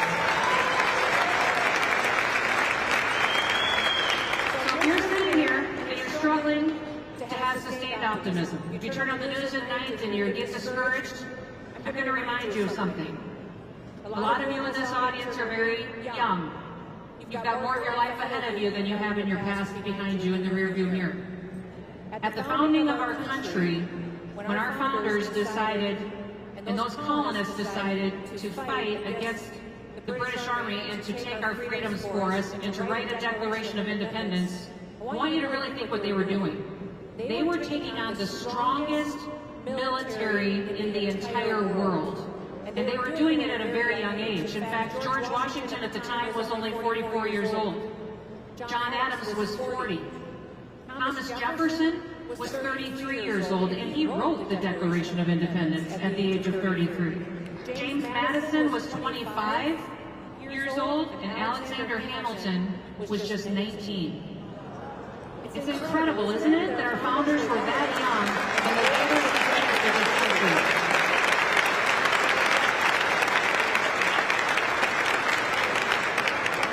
They were taking on the strongest military in the world, and those colonists went and picked up their personal hunting rifles and their muskets and decided to go fight for freedom. Now, they can do that. We can do what we have to do this election cycle, can't we?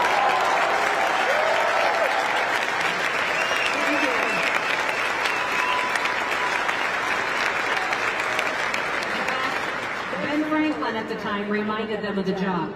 Ben Franklin said as he signed the Declaration of Independence, we must all hang together, or most assuredly, we will all hang separately. They knew the risks, but they took on the fight anyways and did it for us. They gave us the greatest gift in human history, this experiment of a republic, if we can keep it. If we can keep it, and now is the time. They fought, and let's not lose it on our watch, okay? Be all in with me. I'll tell you one last story before I leave. Years ago, I had a lady walk up to me, and she said to me, Kristi, my name is Sherry. And she said, you don't know me, but I own a pearl store. And I said, really? You own a pearl store? It's all filled with pearls? She goes, yes. And I said, well, why do you only sell pearls? And she said, I sell pearls because they are the only precious gem that is made from a living creature. She said all other precious gems are created a different way, but pearls are the only ones created by a living creature. And in order for that pearl to be created, that oyster has to go through something hard, something that causes it pain and is uncomfortable, and it's challenging for it. But it takes that hard, challenging thing and turns it into something beautiful, something that's precious.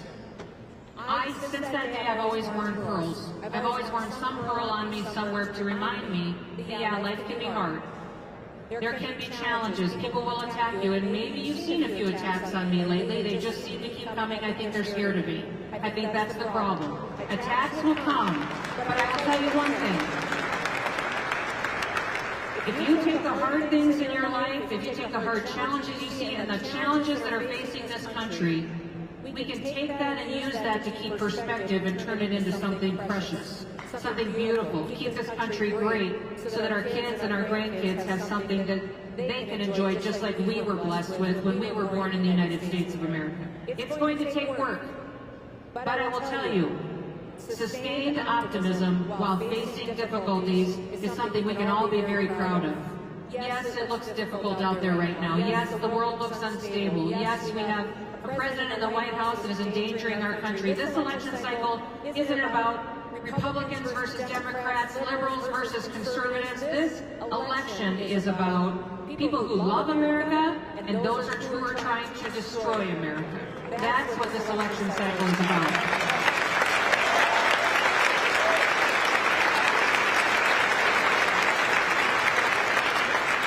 I know you all love America. I know you're committed, and I know you're all in. I'm going to ask you this election cycle to go start having conversations with people you haven't talked to in a long time.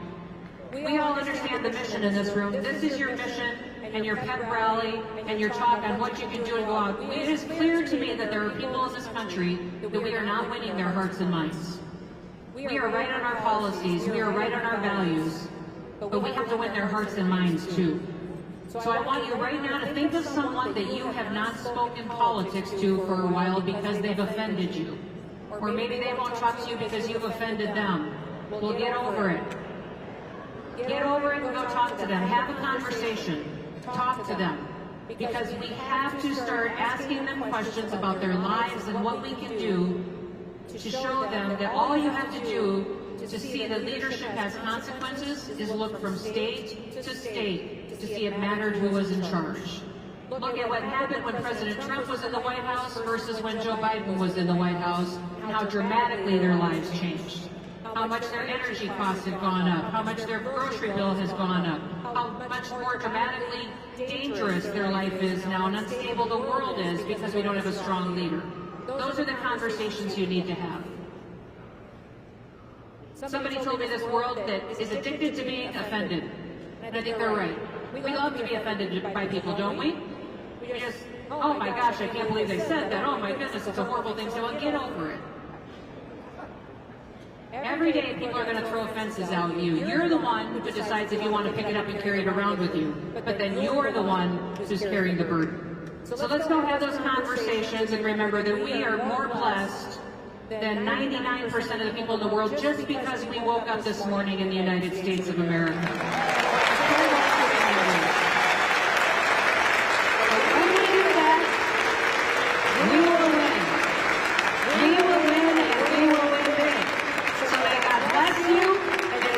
Continue to bless and to bring the United States of America. Thank you,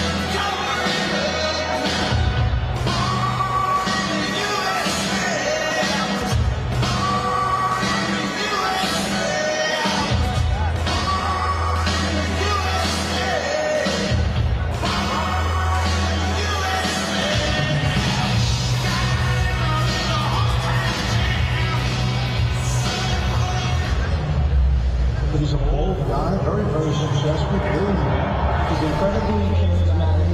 He is his breakthrough moment. Vivek Ramaswamy. We're going to speak the truth. I think we are skating on thin ice as a nation. We lost our sense of who we are as Americans. We are hungry for a cause, not a nation, not a corporation, not a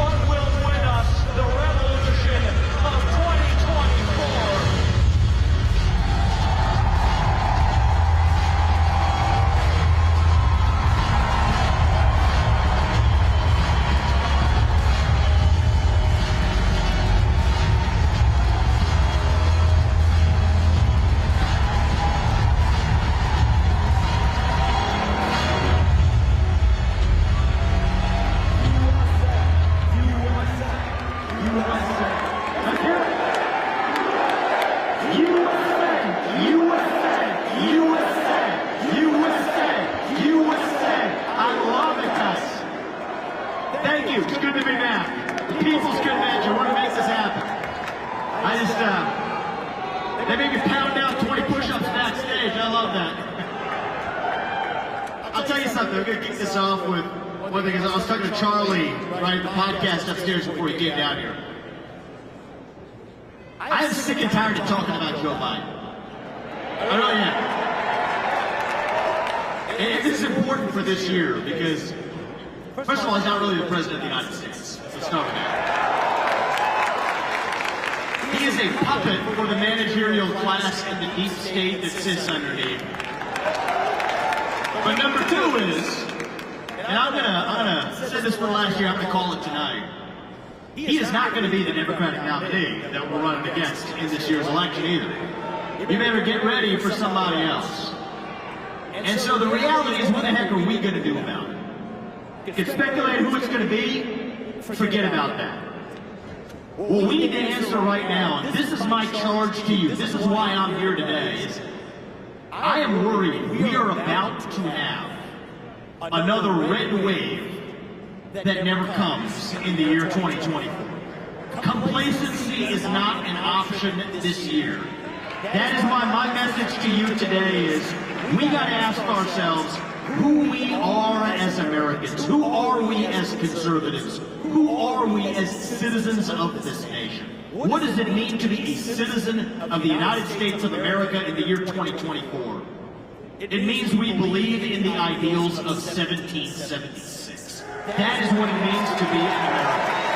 2024 is 1776 in the United States of America.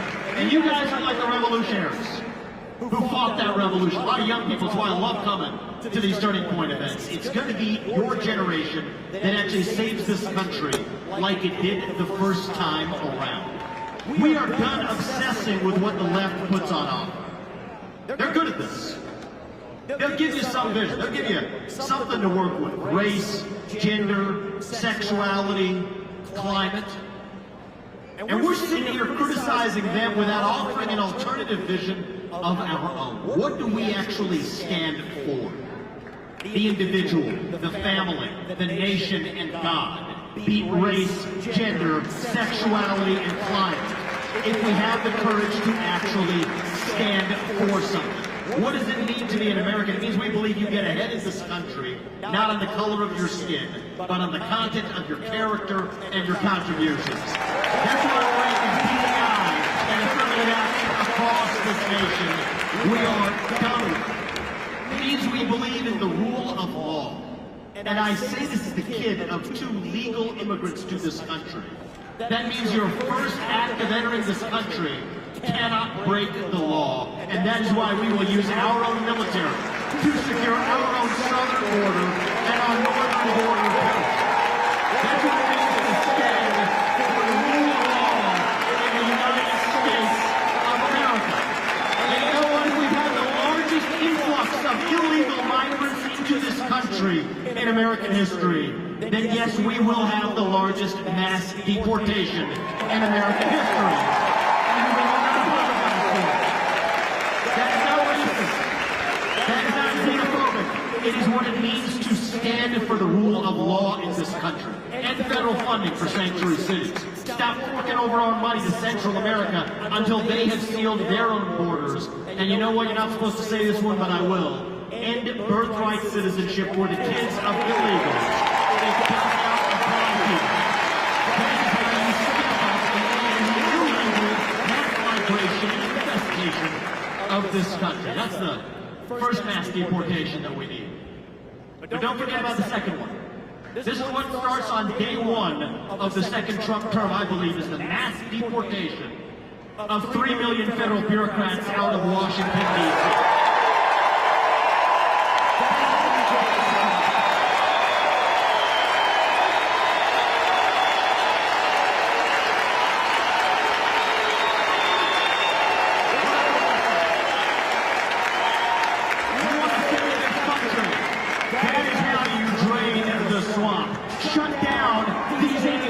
Go straight down the list. U.S. Department of Education, shut it down.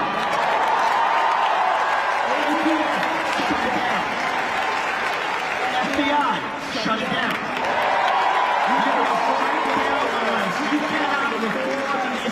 conspiracies, you want to get in there and afuera, shut it down. That's the future of this country. 3 branches of government in the United States, not 4. The managerial class, this is a war in this country. And I don't call this a war lightly. Like, war is one of these things that speaks itself into existence, but I mean this in a deep sense. We are at war as we were in the American Revolution. It is not between Democrat and Republican. It is not between black and white, or man and woman, or gay and straight. No.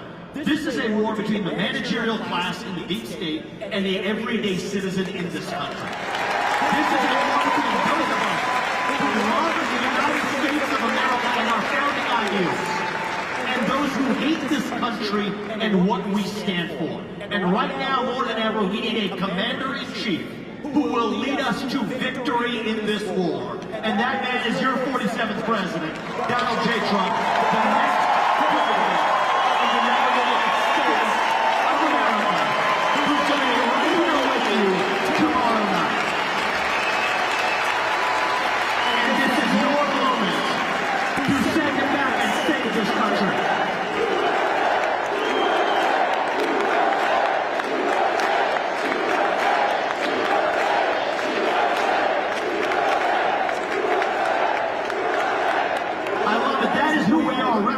In those stars and stripes on that flag. I am sick and tired of celebrating our diversity in this country, obsessing over our differences. Our diversity does not mean a damn thing unless we have something that unites us across that diversity. That is who we are. We are American and we are proud of it. We're going through a crisis of self-confidence in this country. You got young people in this country, you got all people in this country. We are lost. Hungry for purpose. We're hungry to be part of something bigger than ourselves, yet we cannot even answer what it means to be an American. I am proud to be a citizen of this country. I am proud that my parents came here with nothing, and I have founded multi-billion-dollar companies, ran for U.S. president at the age of 38 as the youngest ever Republican to run for that office. That is possible in this country because America is great. America is good. It is the greatest nation known to mankind. And I want to apologize for our nation. That is who we are.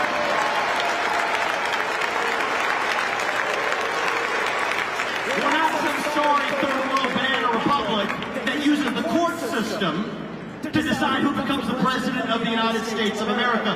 We, the people, decide who becomes the president of the United States of America. That is who we are. That is who we've always been. What are we running to? We're running from something. What are we running to? We're running back to a country where you are free to speak your mind as long as I get to in return. Where you get ahead with your own hard work and your commitment and your dedication. That if you play by the rules and work hard, you do get to live a good life and enjoy the American dream in this country. Where you don't have to choose between speaking your mind freely and putting food on the dinner table. Between the American dream and the First Amendment, to say this is the country where you get to enjoy both of those things at the same time. The country where we, the people, decide at the ballot box who governs, not unconstitutionally infected prosecutors in godforsaken places like New York. That's who we are as Americans. And if we provide that, we don't have to be this nation in decline anymore. We don't have to be at the end of ancient Rome. I truly believe this. I'm not going to be, I told a small group of students here earlier today this. I'm not going to be the guy who comes in here and peddles fake optimism to you. A lot of people who wanted me to be that guy in the presidential debates last year. It's not the truth. I can tell you it's morning in America right now. It's not. You have eyes, you can see it. But it can be. I'm not going to come in here and tell you the American dream is alive and well. That's one of the standard lines you're supposed to say running for president. It is not alive and well. It is alive and hanging on for life support. But it can be alive and well again if we end the Fed and actually grow the economy and end the administrative state and actually unlock this country and do the things we actually need to get done. It can be alive and well again. But that is going to take sacrifice. It is going to take a fight. It is not going to be The man you're going to hear tomorrow night, it's not just going to be Donald Trump coming from on high down to save us. He's going to do his part. I promise you that. I promise you whatever it is, I will do my part to save this country. But if we're going to save this country, it is going to be because we save ourselves. Every one of us, every one of you doing your part as our founding fathers did in 1776. This isn't somebody else's job. This is your job this year in your country to reclaim it. That is who we are. And if we do, then I will look my two sons in the eye and tell them and mean it, that this is still the country where no matter who you are, or where your parents came from, or what your skin color is, or how long your last name is, that you will still get ahead in this country with your own commitment and dedication, without fear, and that whatever your God-given potential is, you have the chance to achieve it in the United States of America. That is who we are. Thank you, guys. God bless you. God bless the United States of America. Do not stop fighting for this country. We will not stop until we get this job done. Thank you, guys.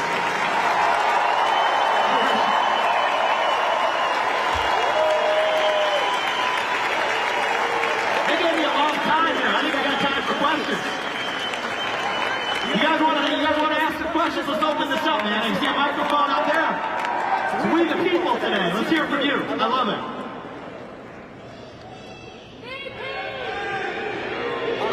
I will do whatever is required for this country. I promise you guys that.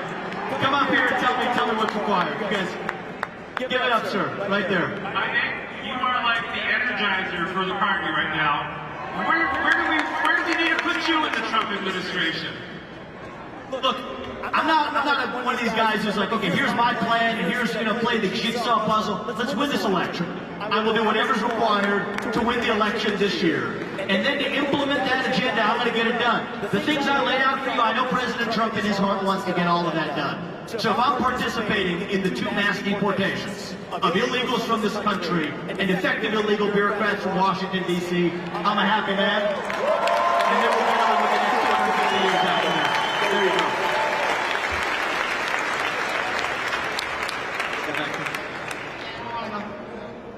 Yes, just ask it to me. I can't see it really. There you go. How can we get you to come to Pennsylvania? Huh?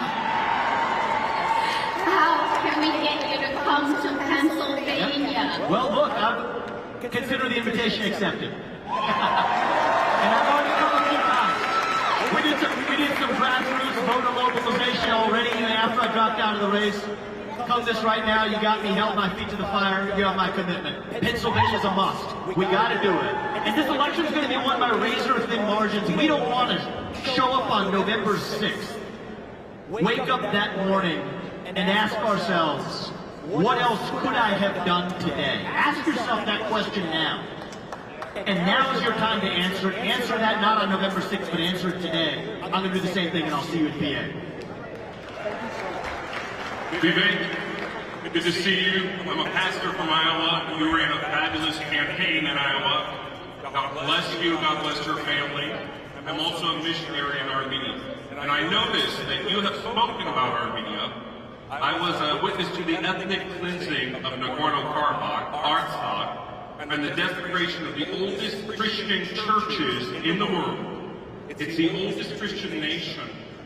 How are we as the United States going to get behind persecuted Christians in places like the South Caucasus and the Middle East?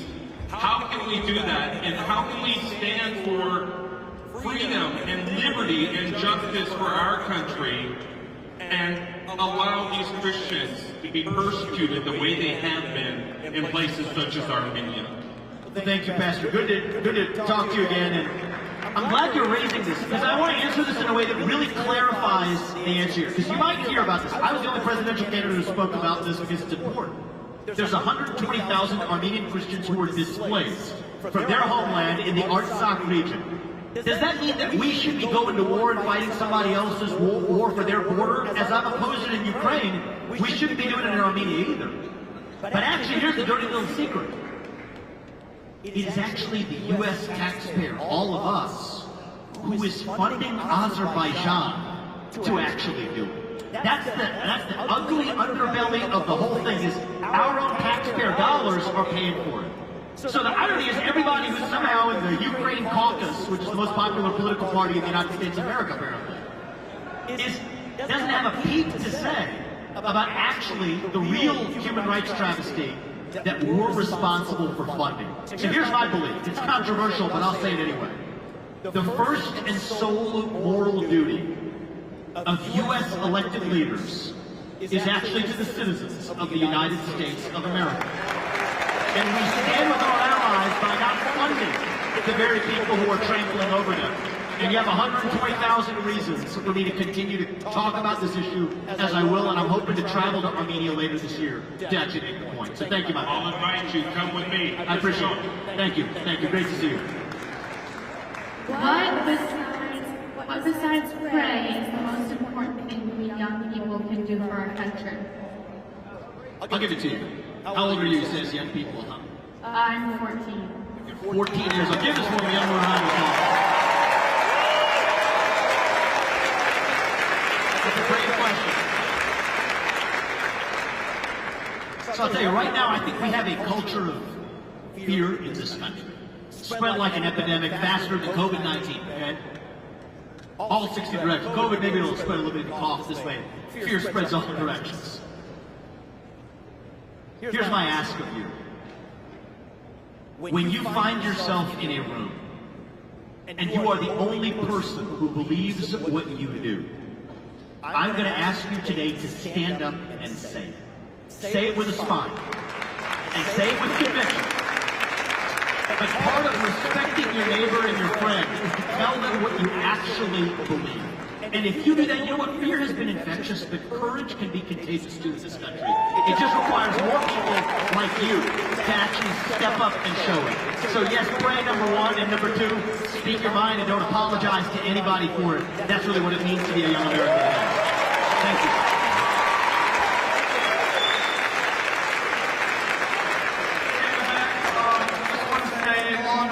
Long-time supporter.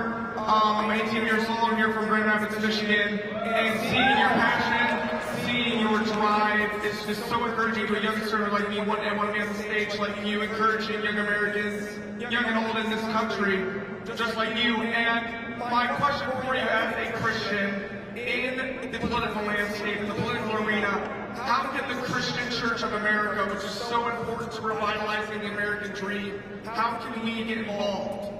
What are good ways? So look, I think this is such an important question as I talk about individual, family, nation, and God. It's not a four-letter word. And part of what's happened is the same way we apologize for our own nation as the United States of America, I think a lot of Christians have been taught to apologize for who they are or what their faith actually is. That's part of the reason. The question about Armenia, the last guy was standing where you are, the reason you don't hear about the Armenian human rights catastrophe is because the victims in that case are actually Christian. And the reality is, you need to stop apologizing for your beliefs. We all need to. I'm Hindu. You know this. I believe in one true God. I believe He puts us here for a purpose. But I will say it's a lot harder to be any faith than any other faith that's harder to be today in the United States is to actually be Christian. Because you're taught that you're supposed to apologize for your beliefs. And I reject that. Our founding fathers rejected that. And so part of this is going to require some sacrifice, even when it's not popular to say. Tell people why you believe in God. Tell people why you believe in Christ. Tell people why you live the life the way you actually do, and embody that by example. And here's what I see, especially young people. You said you're 18. A lot of young people are quietly hungry for something bigger. Right? They've been served social media algorithms. They've been served other religions. Wokeism, transgenderism, climatism, covetism, globalism, Fauciism. You go straight down the list. These are the climate religion in particular. Why do you see people bending the knee to Greta Thunberg being some type of modern Joan of Arc figure? It's because if you stop believing in God, you're going to believe in some other false idol instead. You might as well believe in the real thing. And I'm going to ask you to make sure you're expressing your beliefs to give other people the permission to express theirs too. Thank you, my man. I appreciate it. Hi, Vivek. Great to see you again. My name is Tyler Steinker, and I'm a 24-year-old from of Michigan and I'm running for township trustee. I had the opportunity to ask you this question once and I bumped into you in a hallway, but your answer was very inspiring and I want you to share that with any young people out here who are considering running for office. My question to you was, I'm the youngest person in my race. You were the youngest person in your race. How did you use your youthfulness to your advantage?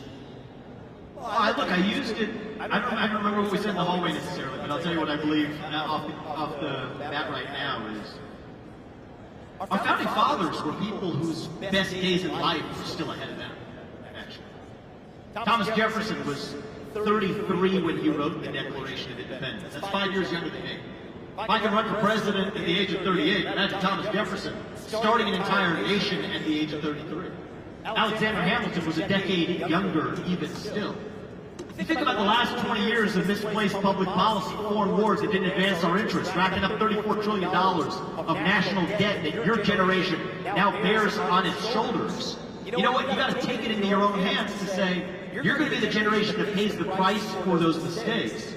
You're going to be the generation that bears the responsibility for getting us out of it. So if our founding fathers could do it in 1776, then it's just as true today that it will take somebody like you, whose best days in life are still ahead of you, to see a country whose best days are still ahead of itself.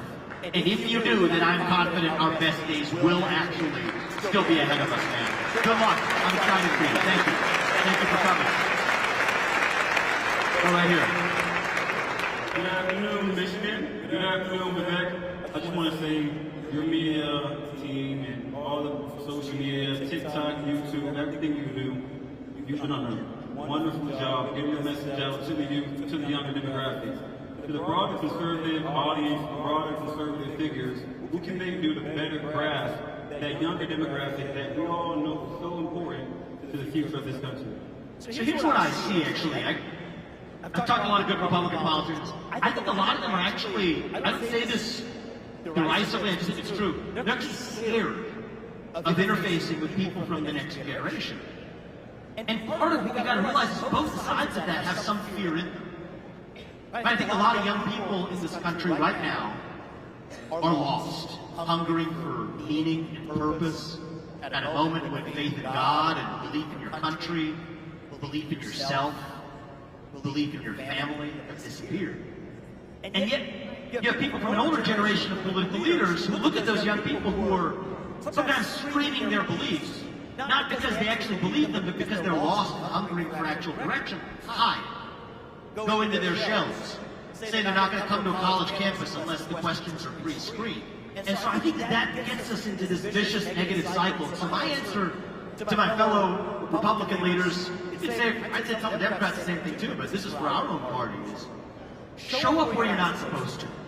Show up without fear. If you want to lead a country, lead the entire country, young and old, black and white. Not 100% of people are going to agree with you, but that's okay. And that's what I respect about what Donald Trump's doing now in this phase of the campaign. Go into the South Bronx. Look at where the People's Convention here is right now, in the middle of hard blue Detroit, in the cities of this country. If you show up for the people will show back up for you. America first includes all Americans. And if we embrace that message, I think we have a chance to win this election. Thank you, man. I appreciate the question. So as someone who has grown up in the public school system, I'm about to enter my senior year, and I'm so sick and tired of seeing the corruption in administration and their willingness to bend over backward for these leftist ideals. What can I do to help stand up when it feels like everyone in power is so against it? Well, look, I think that a lot of the people elected to Congress, let's start with the rules of the road here. We have lost our sense of citizenship in this country. Right? We don't pledge allegiance to our own country anymore, not really. And that's why I stand by a position I adopted last year. I think every high school senior should be able to pass, and should have to pass, the same civics test that every immigrant has to pass to become a voting citizen in this country. And they can take oath on the loyalty to the United States of America in order to become a full citizen of this country. Now, if you're in public office, I don't think that in any office, but certainly in public office leading this country, you can't have conflicting loyalties. You can't have a loyalty to your pocketbook while you're actually governing this country. And the trading of individual stocks for the bureaucracy and for Congress. And the lobbying for 10 years or more after you've left the government. You shouldn't be able to lobby that government. That's the source of the corruption. But here's my view is, and I don't think we should have dual citizenship for people who are serving in public office either. That's also something to touch an issue, but I believe in it. But I think what you're going to see is if we see our public officials demonstrate greater loyalty to our own citizens, then our citizens will actually start pledging loyalty and allegiance to our nation once again. And I think those two things are going to work together. So the first part comes first. Send somebody who's a real outsider into the White House, back to the White House this time around, and to clean the house this time. But then it's going to be bottom up, your generation to step up and say, okay, you guys are doing your part. Now as a young person, I'm going to step up and do mine, and actually pledge allegiance to making the sacrifices needed to save our country. So thank you very much. I appreciate that question. Last two, and then I think we're done. The first time I saw you, you were going to East Ranch on your campaign. Got me hooked into politics. Been listening to podcasts every day ever since. Where can I build experience to go into politics in the future? I would say don't worry about building your experience to go into politics. Build the muscle of figuring out how you succeed in any way, inside politics or out. You see, this is the thing that we fall into the trap of sometimes. I've fallen into this trap. Every one of you here, a few thousand of you in the audience right now, every one of you has your own God-given gifts. They're not the same as the person sitting next to you. They're not the same as me, and they're not the same as you. Figure out what is your unique God-given gift. Look yourself in the mirror tonight when you go home and say, what gifts have I been given that nobody else has? And then figure out how you use those gifts to do what is right for this country and for yourself in the short time you're given. You do that, you know what? You can drive your change through politics. It might be through business. It might be through university education. We're going to need to fix all of them to save this country, and I'm going to count on you to get that job done. Thank you very much. We'll come right here. Hi, welcome to Detroit. I'm a Metro Detroit homegirl. I work for one of the big three with the UAW, and I would really like to take this opportunity to explain to my union brothers and sisters how illegal immigration hurts our industry, hurts our jobs, and why they should turn to the Republican Party instead of staying with the Democrats as the UAW tells us to. Sure, the real people we need to be picketing are the people in charge of the current federal government that has given us the flailing economy that leaves every one of those union members holding the bag. So here's my message is, it's not to the union leadership, but to the union membership of this country. Illegal mass migration is eroding our national foundation of who we are. We've got the rule of law thrown out the window. But all of those open American jobs are now actually being taken by people who crossed this border illegally, rather than those who worked hard and got it done the right way around. So when you agree with the Republican Party on every element of its policy plank, of course not. That's fine. You don't have to agree with 100% of what Donald Trump says or what the Republican Party says to be able to still say that, you know what, that's the party that's standing for American citizens in this country. You as union members are our fellow citizens, and America First means putting the citizens of our country, including those union members, first. That's my message to your brothers and sisters. Thank you for asking that. Thank you. Thank you. Right there, we got a question right there. Yes. Hi, I'm from Hilliard, Ohio. Right next to you guys, actually. And I just want to say thank you for coming, and really appreciate everything you guys do. My question is very simply, I'm 21, and how can I help out in this election cycle? I'm volunteering for Bernie Marino's campaign for U.S. Senate, and I know it's a great time, but what else can I do to help out? Well, thank you. What's your name? My Ohio native. Evan. Thank you for coming out here, Evan, and you're 21 years old. The fact that you're asking that question is already a service to this country. I've endorsed Bernie. I'm traveling the state. I'll probably see you, campaigning right with you in our own state. Here's what I'll ask of every one of you. For those of you who have money, either you're running for office or you're going to support somebody good who actually is. Take that pocketbook out and actually support the people who can. But it's not just through money. You don't have money, you got time. Spread the message through your own effort. You don't care if you're knocking on one door, you're knocking on two, or you're making phone calls. However you're doing it, spread your own message and just speak authentically for who you are. Don't speak on behalf of the Republican Party. Speak on behalf of heaven. And I think we don't do that enough in our country today, right? We're taught the scripts that were handed from on high. Just tell the people what you as a citizen of this country actually believe. Tell the person next to you, you don't have to agree with 100% of what I say, just like I'm not going to agree with 100% of what you say. Find the people who disagree with you. The thing you really want to do to help this country in the next 6 months, all of you, is don't just talk to the people in this room. Don't just talk to your friends and family members and your neighbors who agree with you. Do it just like Donald Trump is doing. Show up in the places where you're not supposed to show up. Invite that neighbor who has that Biden sign in their front yard. Invite them over to dinner. And challenge them. Have an open debate, an open discussion at the dinner table. Emerge as a friend on the other side, but convince them and bring them along. That's what it's going to be required. It's one less vote for the other side, one more vote for ours. And if we start actually talking to the people who we're supposed to disagree with, what we might just discover is that we didn't actually disagree as much as we thought in the first place. That's how we're going to get this country back. That's how we're going to restore respect for every one of our citizens, regardless of their age or their skin color, or even whether they voted Democrat or Republican in the last election cycle. The question in this race, and I'll end with this, is, are we actually one country or not? That's what's on the ballot this November. If I asked that question 10 years ago, you would have said that was a silly question. Of course we're one country. Well, today we live in a country where you got people who consume one set of news from one place, one set of news from a different place. People who buy one type of coffee, people who buy a different type of coffee. The question right now for the country is, are we actually still one nation as the United States of America or not? I don't think the answer is obvious. But in my heart, I believe we still are. And I think this is our last chance to prove it in this country. And if every one of you starts speaking your mind in the open again, you will realize that, you know what? That artificial division, a lot of that is created by the media, designed to divide and conquer our people. At least 80% of us in this country are on the winning side of this war. Half the 20% are people younger than Evan and me who never learned those ideals in the first place. We're going to bring them along too, and we will still be a country whose best days are still ahead and has another 250 years and then some still left in our country's history. Thank you guys for coming out. God bless you and your families. Let's wait for this November. And God bless our United States of America.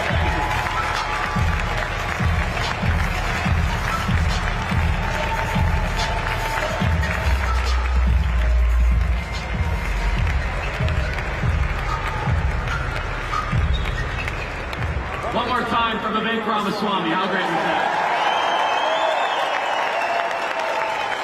So, a couple things, everybody.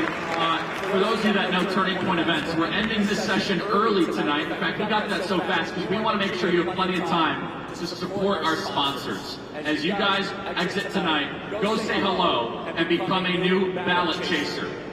Say hi to all of our new sponsors. Also, I have a new book coming out this weekend called Right Wing Revolution. I will be signing it out there at the winning team booth at 7 p.m. So come by, get a copy of the book. I'd love to sign a copy for you. And tomorrow, please have a lot of patience as we have Secret Service and lots happening tomorrow because we have President Donald Trump keynoting tomorrow night.